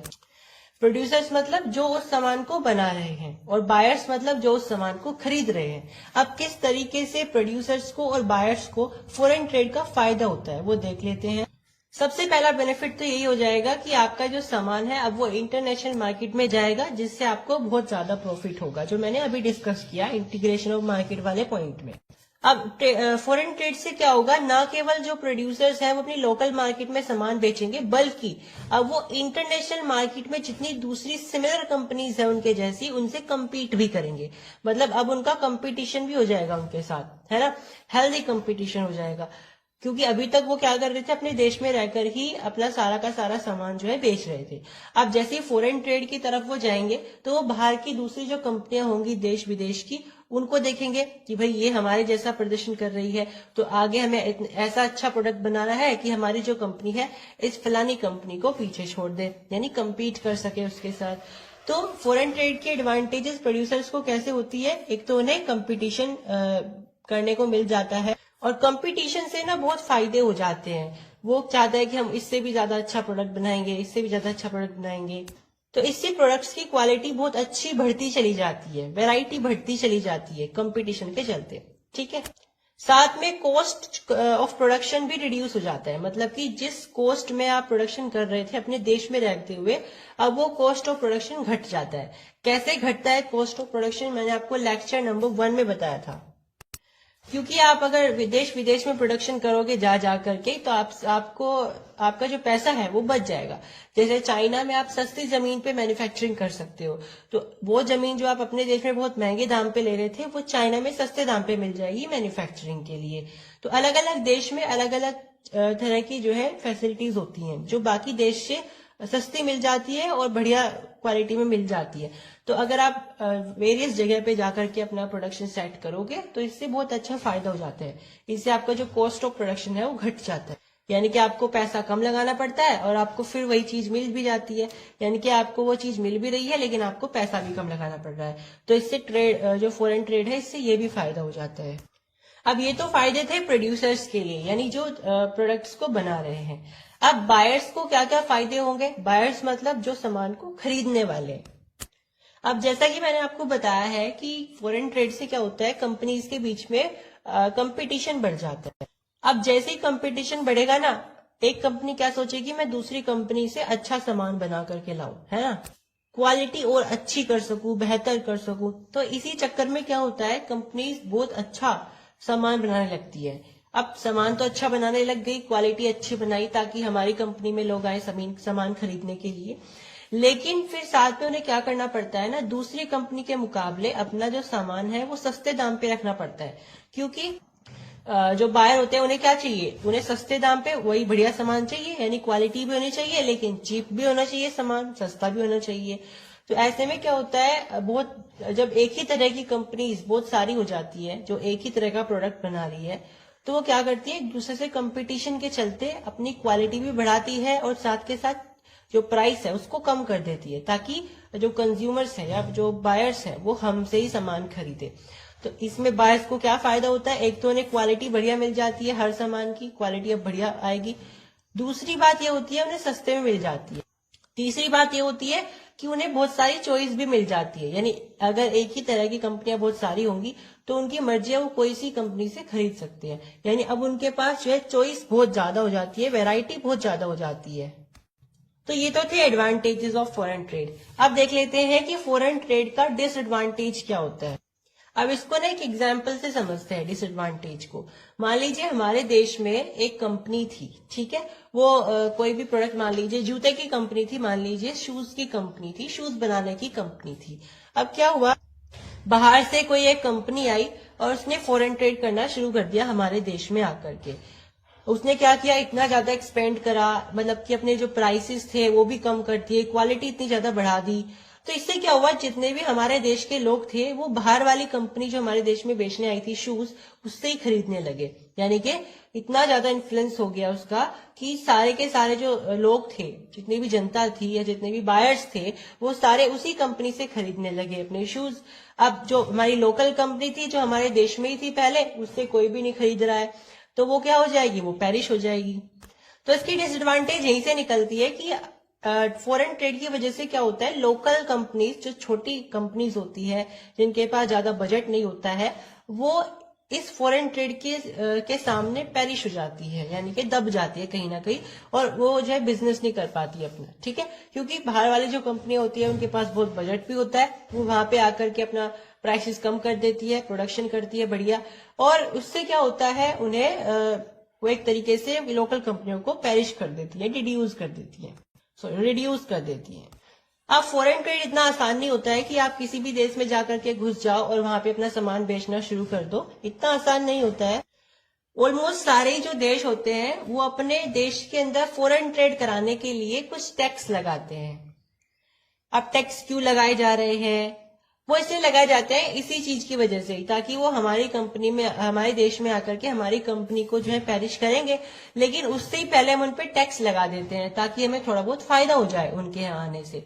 ऐसा ना हो कंप्लीटली जो हमारी जो जीएसटी है वो डाउन हो जाए, हमें थोड़ा बहुत उनसे टैक्स मिलता रहे, है ना। तो वो फॉरेन ट्रेड कराने के लिए अपने देश में कंपनीज पर टैक्स लगाते हैं और इसी टैक्स को आप ट्रेड बैरियर बोल देते हैं। तो अगर आप कुछ रिस्ट्रिक्शन लगा रहे हो फॉरेन ट्रेड पर, उसको आप ट्रेड बैरियर बोलते हो। अब जरूरी नहीं है ये टैक्स की फॉर्म में ही हो, टैक्स एक एग्जाम्पल है, आप टैक्स लगा करके ट्रेड बैरियर कर सकते हो, लेकिन और भी बहुत सारे तरीके होते हैं ट्रेड बैरियर लगाने के।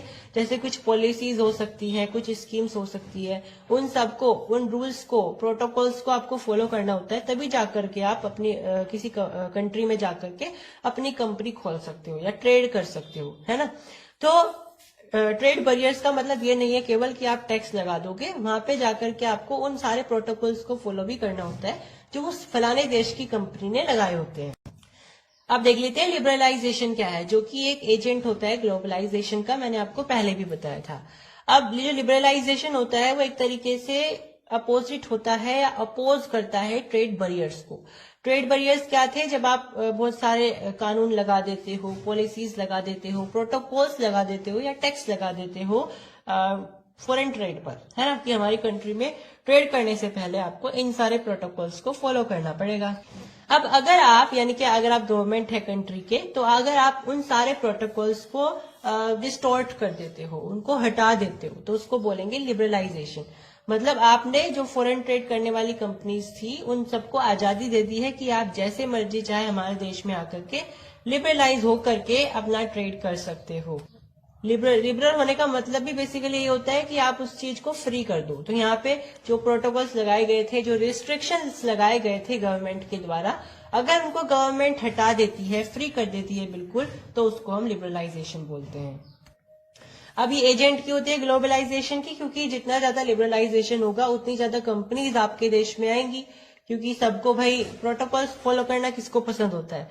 सब कहते हैं कि हम जहाँ ऐसी जगह ढूंढेंगे जहाँ पे प्रोटोकॉल्स ना हो, है ना। तो जहाँ पे प्रोटोकॉल्स नहीं होंगे उस कंट्री में ज्यादा से ज्यादा कंपनीज आएंगी, है ना, अपना ट्रेड करने के लिए। तो भाई जितना ज्यादा लिबरलाइजेशन होगा उतना ही ज्यादा हमारे देश में ट्रेड हो जाएगा। लेकिन इसका फिर नेगेटिव इम्पैक्ट भी हो जाएगा, क्योंकि बहुत सारी कंपनीज आपके देश में आ जाएंगी, इससे आपकी लोकल मार्केट में बहुत ज्यादा इफेक्ट होगा। जो आपकी लोकल कंपनीज थी वो पेरिश हो जाएंगी। तो जितने एजेंट्स थे ग्लोबलाइजेशन के वो तो हमने यहाँ पे पढ़ लिए हैं। अब देख लेते हैं ग्लोबलाइजेशन के पॉजिटिव इम्पैक्ट्स क्या होते हैं।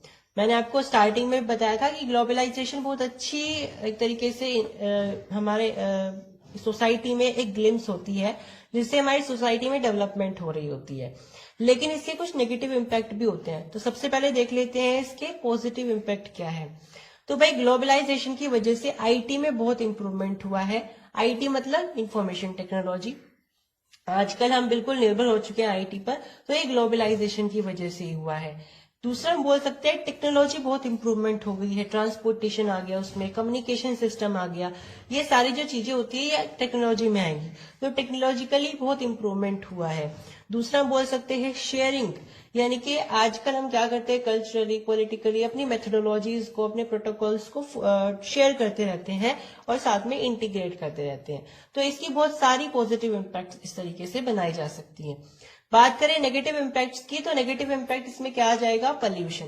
पोल्यूशन क्यों आया? क्योंकि भाई ग्लोबलाइजेशन जो है, कंपनीज बनेंगी ग्लोबलाइजेशन से, है ना।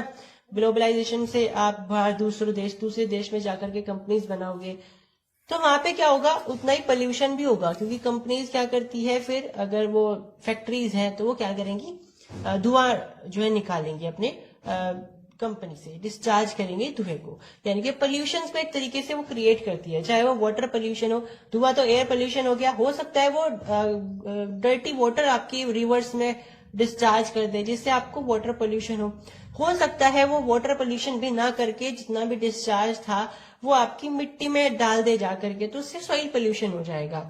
अगर सोइल पोल्यूशन भी नहीं हो रहा है तो फिर नॉइज पोल्यूशन भी हो जाए। नॉइज पोल्यूशन तो होगा ही होगा, क्योंकि जो आपके वहां पे बड़ी बड़ी मशीनरीज होंगी वो बहुत शोर करके, नॉइज करके अपना काम करती होंगी, तो उससे नॉइज पोल्यूशन हो जाएगा।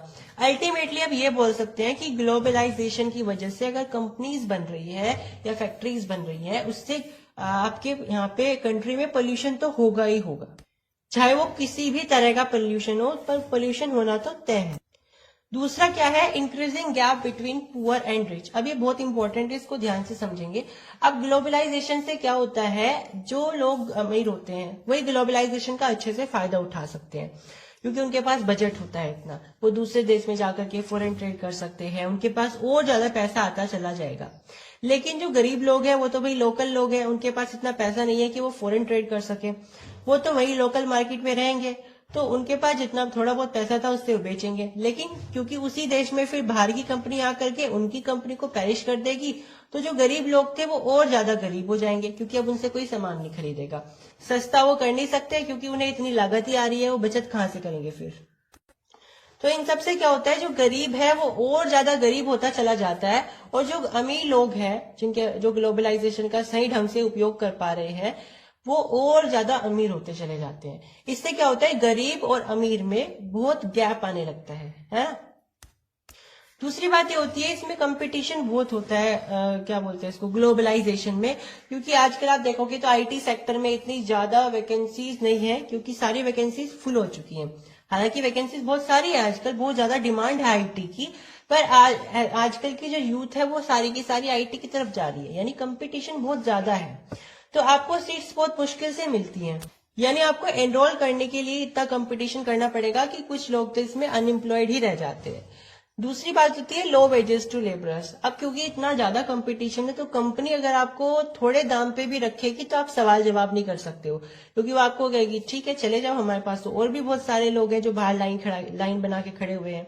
क्योंकि ग्लोबलाइजेशन से कंपटीशन बढ़ रहा है, तो लोग बहुत सारे लोग उसी कंपनी में एनरोल करना चाह रहे हैं। तो जो लोग एनरोल्ड हैं पहले से ही, वो उन्हें सवाल जवाब भी नहीं कर सकते कि तुमने हमारी वेजेस यानी सैलरी इतनी कम क्यों रखी है, क्योंकि वो तुम्हें फिर से कह देंगे कि हमारे बाहर तो वो सारी लाइन बना करके लोग खड़े हुए हैं, तुम चले जाओ, हम तो उनको रख लेंगे इतने ही पैसे पर, है ना। तो जितना ज्यादा ग्लोबलाइजेशन बढ़ रहा है, इससे वेजेस भी बहुत कम होती चली जा रही है लोगों की। साथ में जॉब डिस्प्लेसमेंट, ये भी बहुत इंपॉर्टेंट होता है। जैसा कि मैंने आपको बताया था, एमएनसीज क्या करती है, दूसरे देश में जाएंगी और लोकल कंपनीज को खरीद लेंगी, या फिर एक और तरीका होता है उनका कि स्मॉल प्रोड्यूसर्स से जितना भी पैसा है, या पैसा नहीं, जितना भी प्रोडक्ट्स है वो उनसे खरीद करके अपना टैग लगा करके बेच देंगी। अब वो जो स्मॉल प्रोड्यूसर्स है वो इन पर निर्भर हो जाएंगे कि हमें तो इन्हीं से पैसा मिल रहा है, एमएनसीज से। तो एमएनसीज क्या करती है, समय समय पे अपना जो प्रोडक्शन यूनिट है वो चेंज करती रहती है अलग देशों में। तो जैसे ही वो एमएनसी दूसरे देश में जाकर के अपनी प्रोडक्शन यूनिट चेंज करेंगी, तो स्मॉल प्रोड्यूसर्स क्या हो जाएंगे, बेरोजगार हो जाएंगे, तो उनकी जो जॉब थी वो डिस्प्लेस हो जाएगी, है ना। तो यहाँ पे देखो ये क्वेश्चन आता है, बहुत बार आता है, आपकी बुक में एक इमेज दी हुई है इसी से लेकर के कि बहुत सारे लोग खड़े हुए हैं पीछे, और जो एक आदमी है वो जा रहा है कि हम अपनी प्रोडक्शन यूनिट कहीं और सेट कर लेंगे। तो यहाँ पे जो यही बताया जा रहा है कि एमएनसीज क्या करती है, वो समय समय पे अपनी जो प्रोडक्शन यूनिट है यानी अपनी फैक्ट्रीज है वो बदलती रहती हैं अपने फायदे के अनुसार। तो जो लोग उन्हीं कंपनीज पर निर्भर हो चुके होते हैं वो अनएम्प्लॉयड हो जाते हैं, उनपे बहुत बुरा इफेक्ट पड़ता है। आपकी बुक में एक और जो है इमेज दी हुई है, जिसमें एक जो आदमी है वो बॉल से खेल रहा है, और वो बॉल क्या है, वो अर्थ है, और जो हमारा एक लड़की है उसके बराबर में खड़ी है, वो कह रही है कि तुम्हें इससे इतने आराम से मत खेलो, वो हमारी अर्थ है ना, इससे ऐसे मत खेलो लापरवाही से, ये हमारी अर्थ है, तुम इतने ज्यादा लापरवाह मत हो, तुम्हें इसकी सजा जरूर मिलेगी। तो बेसिकली हमें बताना क्या चाह रही है इमेज कि एमएनसीज की डिसएडवांटेजेस क्या है, और एमएनसीज की डिसएडवांटेजेस क्या हो जाएंगी, जो हमारे यहाँ पे ग्लोबलाइजेशन की डिसएडवांटेजेस है, मतलब पोल्यूशन बढ़ रहा है ना, ये सब चीजें, क्योंकि अर्थ को वो इस तरीके से कर रहा है, तो यानी कि अर्थ को इफेक्ट पड़ रहा होगा उस चीज का, है ना। तो यहाँ पे इसका मतलब वो पोल्यूशन से रिलेटेड हमें बताना चाह रहे हैं। और आप दूसरे डिसएडवांटेजेस भी लिख सकते हो, increasing gap between poor rich वगैरह वगैरह, ठीक है।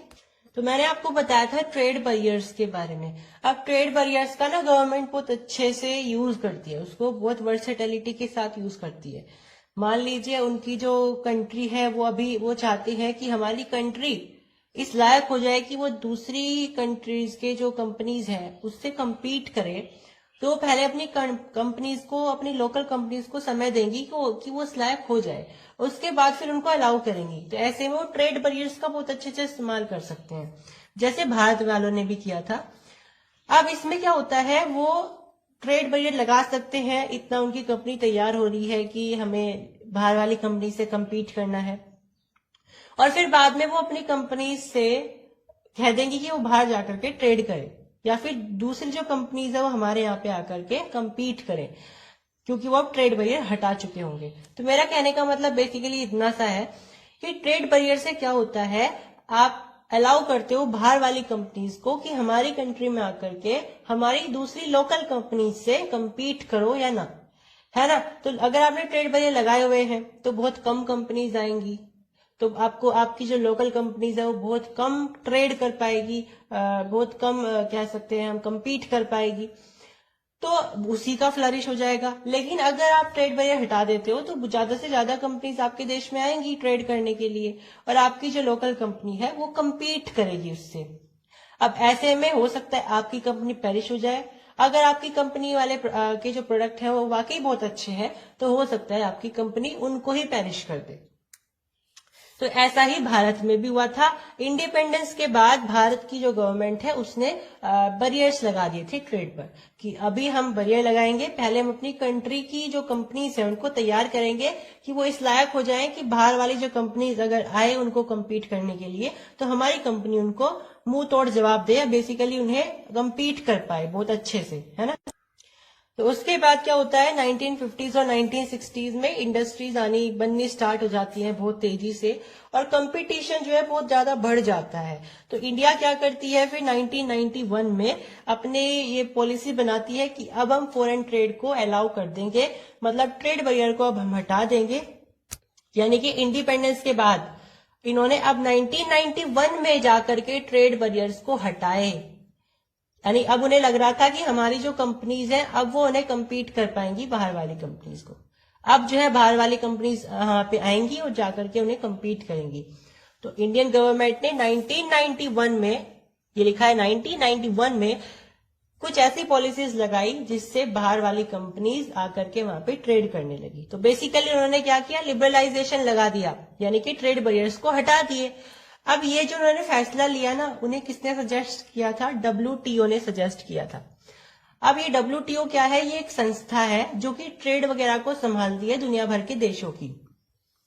तो WTO ने इंडियन गवर्नमेंट को सजेस्ट किया था कि आप क्या करो, आप फॉरेन ट्रेड को अलाउ कर दो, मतलब एक तरीके से आप ट्रेड बैरियर्स को हटा दीजिए, ताकि आपकी कंपनीज में जो है compete कर पाए बाहर वाली कंपनीज से। यानी आपकी कंट्री में जो है बाहर की कंपनियां आएंगी और compete करेंगी। ठीक है, चलिए WTO को पढ़ना स्टार्ट करते हैं। WTO की फुल फॉर्म बेसिकली क्या होती है, वर्ल्ड ट्रेड ऑर्गेनाइजेशन, मतलब कि दुनिया भर का जो भी ट्रेड है उसका एक तरीके से ये संगठन है, यहाँ पे एक तरीके का ये ऑर्गेनाइजेशन है।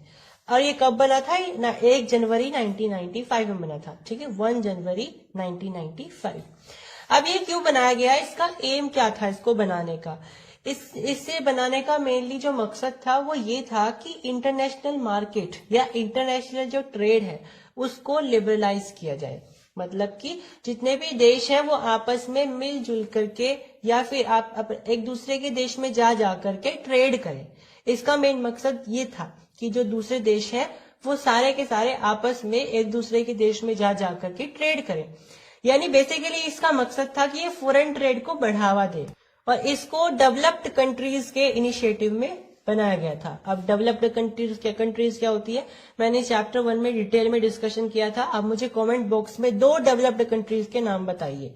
चलिए अब इसके कहते हैं, ये क्या करती है, ये रूल्स बनाती है, अपने कुछ प्रोटोकॉल्स बनाती है, और जो भी कंट्रीज WTO के मेंबर्स होती है उनको ये रूल्स और प्रोटोकॉल्स फॉलो करने होते हैं। और बकायदा WTO ये चेक भी करती है कि कौन कौन से ऐसी कंट्रीज हैं जो फॉलो कर रही हैं मेरे रूल्स, और कौन सी ऐसी है जो फॉलो नहीं कर रही है। अगर हम जुलाई 2016 की रिपोर्ट के अनुसार देखें तो 165 कंट्रीज WTO की मेंबर्स थी तब तक। ठीक है, तो ये था WTO। अब ये WTO जितना सीधा साधा दिख रहा है उतना है नहीं।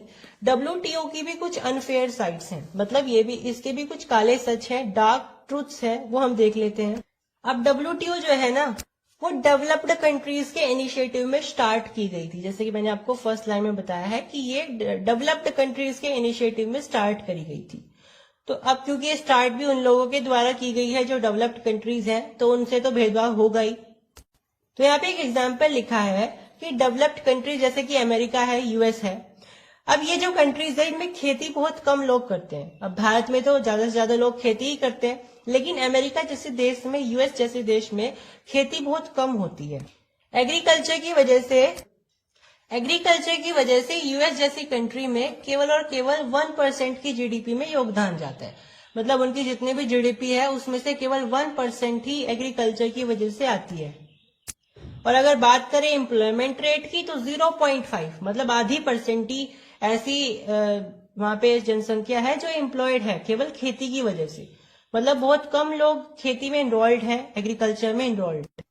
जीडीपी में भी कम योगदान आ रहा है, साथ में एम्प्लॉयड भी बहुत कम लोग हैं एग्रीकल्चर में, यूएस में। तो ऐसे में क्या किया गया है, यूएस ने क्या किया, अपने ट्रेड बैरियर्स लगा दिए गए हैं वहां पे, ताकि एग्रीकल्चर में जितना भी डेवलपमेंट है उनकी कंट्रीज करे, उनकी कंट्री के अंदर जो कंपनीज है वो करे, और बाहर की कंपनीज आकर के उन्हें कम्पीट ना करे, उन्हें पेरिश ना करे। तो उन्होंने जितनी भी एग्रीकल्चर रिलेटेड जितनी भी कंपनीज हैं उनके ऊपर ट्रेड बैरियर लगाए हुए हैं। और गवर्नमेंट अपनी एग्रीकल्चर कंपनीज को सपोर्ट करने के लिए उन्हें बकायदा बहुत बड़ी बड़ी सब्सिडी भी दे रही है, मतलब कि एक तरीके से कोटा दे रही है, ताकि वो फटाफट से बहुत जल्दी से डेवलप हो सके और एम्प्लॉयमेंट रेट और जीडीपी में जो उनका रेट है वो बढ़ जाए। किसका? एग्रीकल्चर का। इसीलिए उन्होंने ट्रेड बैरियर भी लगा दिए हैं एग्रीकल्चर रिलेटेड कंपनीज पर। तो उन्होंने, WTO ने क्या किया, उनको सपोर्ट किया इस चीज में, लेकिन दूसरी कंपनीज को ट्रेड बैरियर लगाने ही नहीं दे रहे हैं। तो एक तरीके से उसका अनफेयर साइड है, कुछ कंट्रीज को सपोर्ट कर रही है इस चीज में, कुछ को नहीं कर रही है। अब भाई WTO का एम ही क्या था, ट्रेड बैरियर को हटाना, लेकिन कुछ कंट्रीज जो उनकी मेंबर है जैसे कि यूएस, वो ट्रेड बैरियर लगा रही है, लेकिन वो उसको कुछ नहीं कह रहा है। तो ये एक तरीके से उसकी अनफेयर साइड है।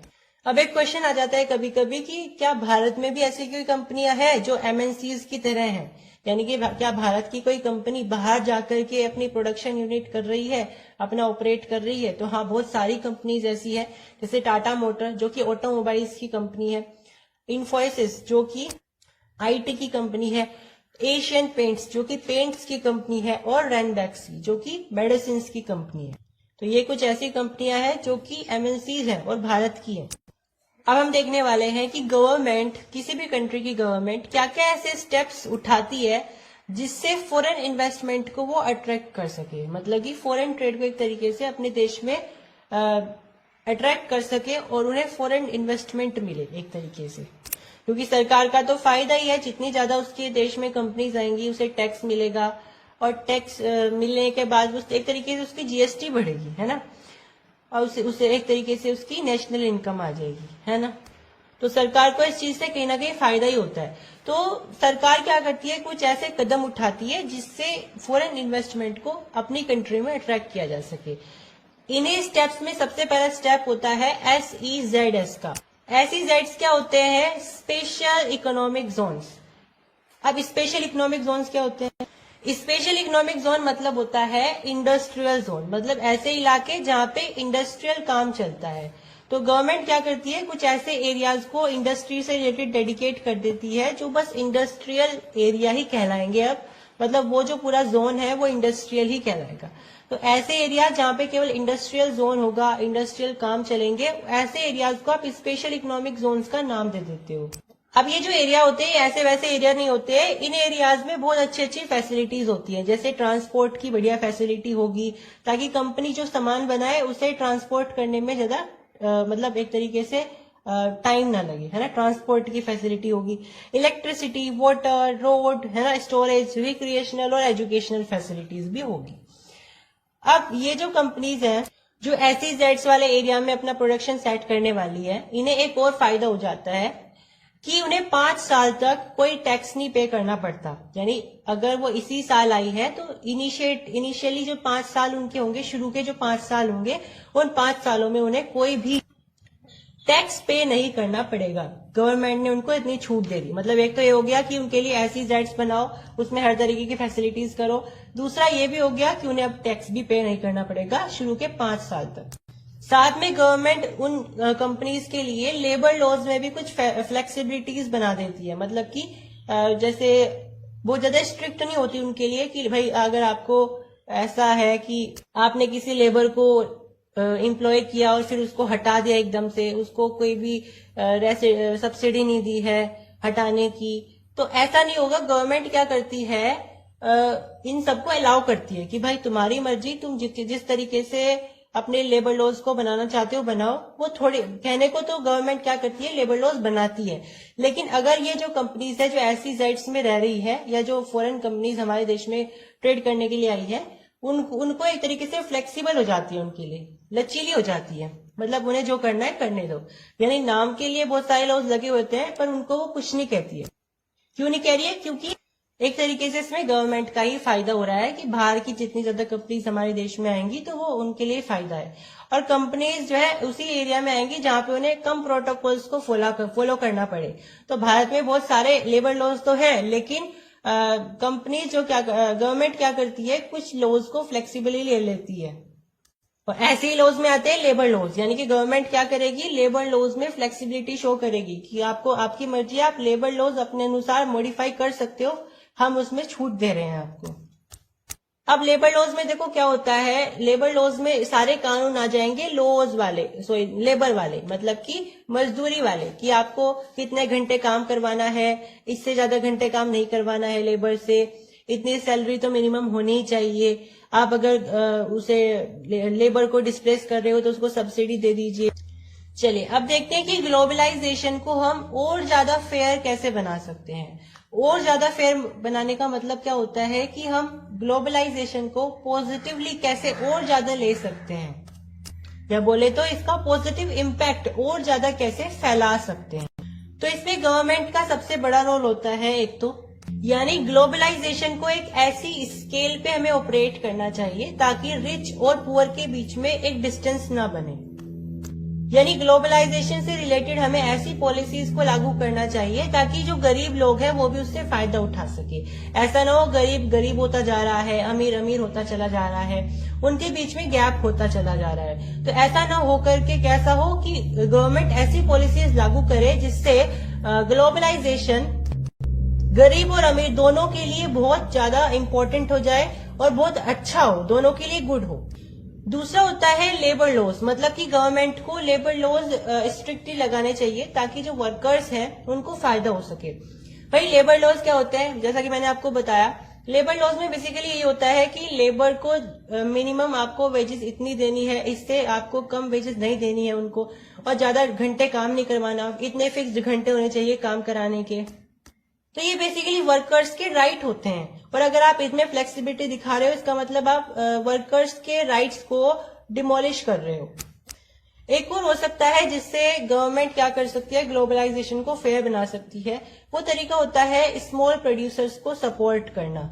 इससे क्या होगा, जो गरीब लोग हैं, जो स्मॉल प्रोड्यूसर्स हैं, वो भी ग्लोबलाइजेशन का फायदा उठा पाएंगे। तो गवर्नमेंट को क्या करना चाहिए, जो स्मॉल प्रोड्यूसर्स हैं उनके लिए कोई सब्सिडी तैयार करनी चाहिए, पॉलिसीज तैयार करनी चाहिए ताकि वो भी compete कर सके और ग्लोबलाइजेशन का फायदा उठा सके। तो हमें यानी गवर्नमेंट को स्मॉल प्रोड्यूसर्स को फायदा करना चाहिए, सपोर्ट करना चाहिए। दूसरा तरीका हो सकता है एक और, जो कि फोर्थ तरीका है, डेट इज ट्रेड बैरियर। यानी हमें ट्रेड बैरियर लगा के रखने चाहिए, आप अपने अनुसार जो है इसको मॉडिफाई भी कर सकते हो। एक और तरीका हो सकता है जैसे WTO क्या करती है, कुछ कंट्रीज को ज्यादा डोमिनेशन देती है, कुछ को नहीं देती है, कुछ के साथ बहुत स्ट्रिक्ट होती है, कुछ को अलाउ करती है जो उन्हें करना है। तो WTO को आप नेगोशिएट कर सकते हो कि वो और ज्यादा फेयर लॉज निकाले, और उसको आप क्या कह सकते हैं WTO को कि आप कुछ कंट्रीज का डोमिनेशन अपने ऊपर से हटा दें। जैसे यूएस के ऊपर, यूएस ने बेसिकली बनाया है WTO को, क्योंकि WTO बेसिकली डेवलप्ड कंट्रीज के इनिशिएटिव में बना था। तो यूएस जो कंट्री है वो उसका बहुत ज्यादा डोमिनेशन है WTO पर। तो आप क्या कर सकते हो, WTO को नेगोशिएट कर सकते हो कि भाई डोमिनेशन इसको इन सबको हटा दीजिए। भले ही सब किसी ने बनाया हो, लेकिन अब 165 मेंबर्स हैं इसके अकॉर्डिंग टू 2016 रिपोर्ट। तो इसमें सबका इक्वल अधिकार होना जरूरी है। तो आपको इसमें और ज्यादा फेयर लॉज बनाने की जरूरत है और वो सबको लागू करवाने चाहिए आपको। और लास्ट और सबसे इम्पोर्टेंट होता है रोल ऑफ पीपल, यानी कि लोगों का खुद का योगदान। यानी लोग क्या कर सकते हैं, लोगों का योगदान क्या होता है भाई, वो मार्च निकाल सकते हैं, रैलीज निकाल सकते हैं, कैंपेन निकाल सकते हैं। तो इससे क्या होगा, अगर ग्लोबलाइजेशन में कुछ अनफेयरनेस दिखाई दे रही है तो पीपल अपना पावर ले सकते हैं, जो उनकी सबसे बड़ी पावर है, और वो होती है कैंपेन करने की, रैली करने की और मार्च निकालने की। एक तरीके से धरना करना, रैली निकालना, मोर्चा निकालना, डेमोन्स्ट्रेशन निकालना। तो ये बहुत सारे तरीके होते हैं जिससे ग्लोबलाइजेशन बहुत अच्छा हो सकता है, फेयर हो सकता है। तो हमारा यहाँ पे चैप्टर हो जाता है फिनिश।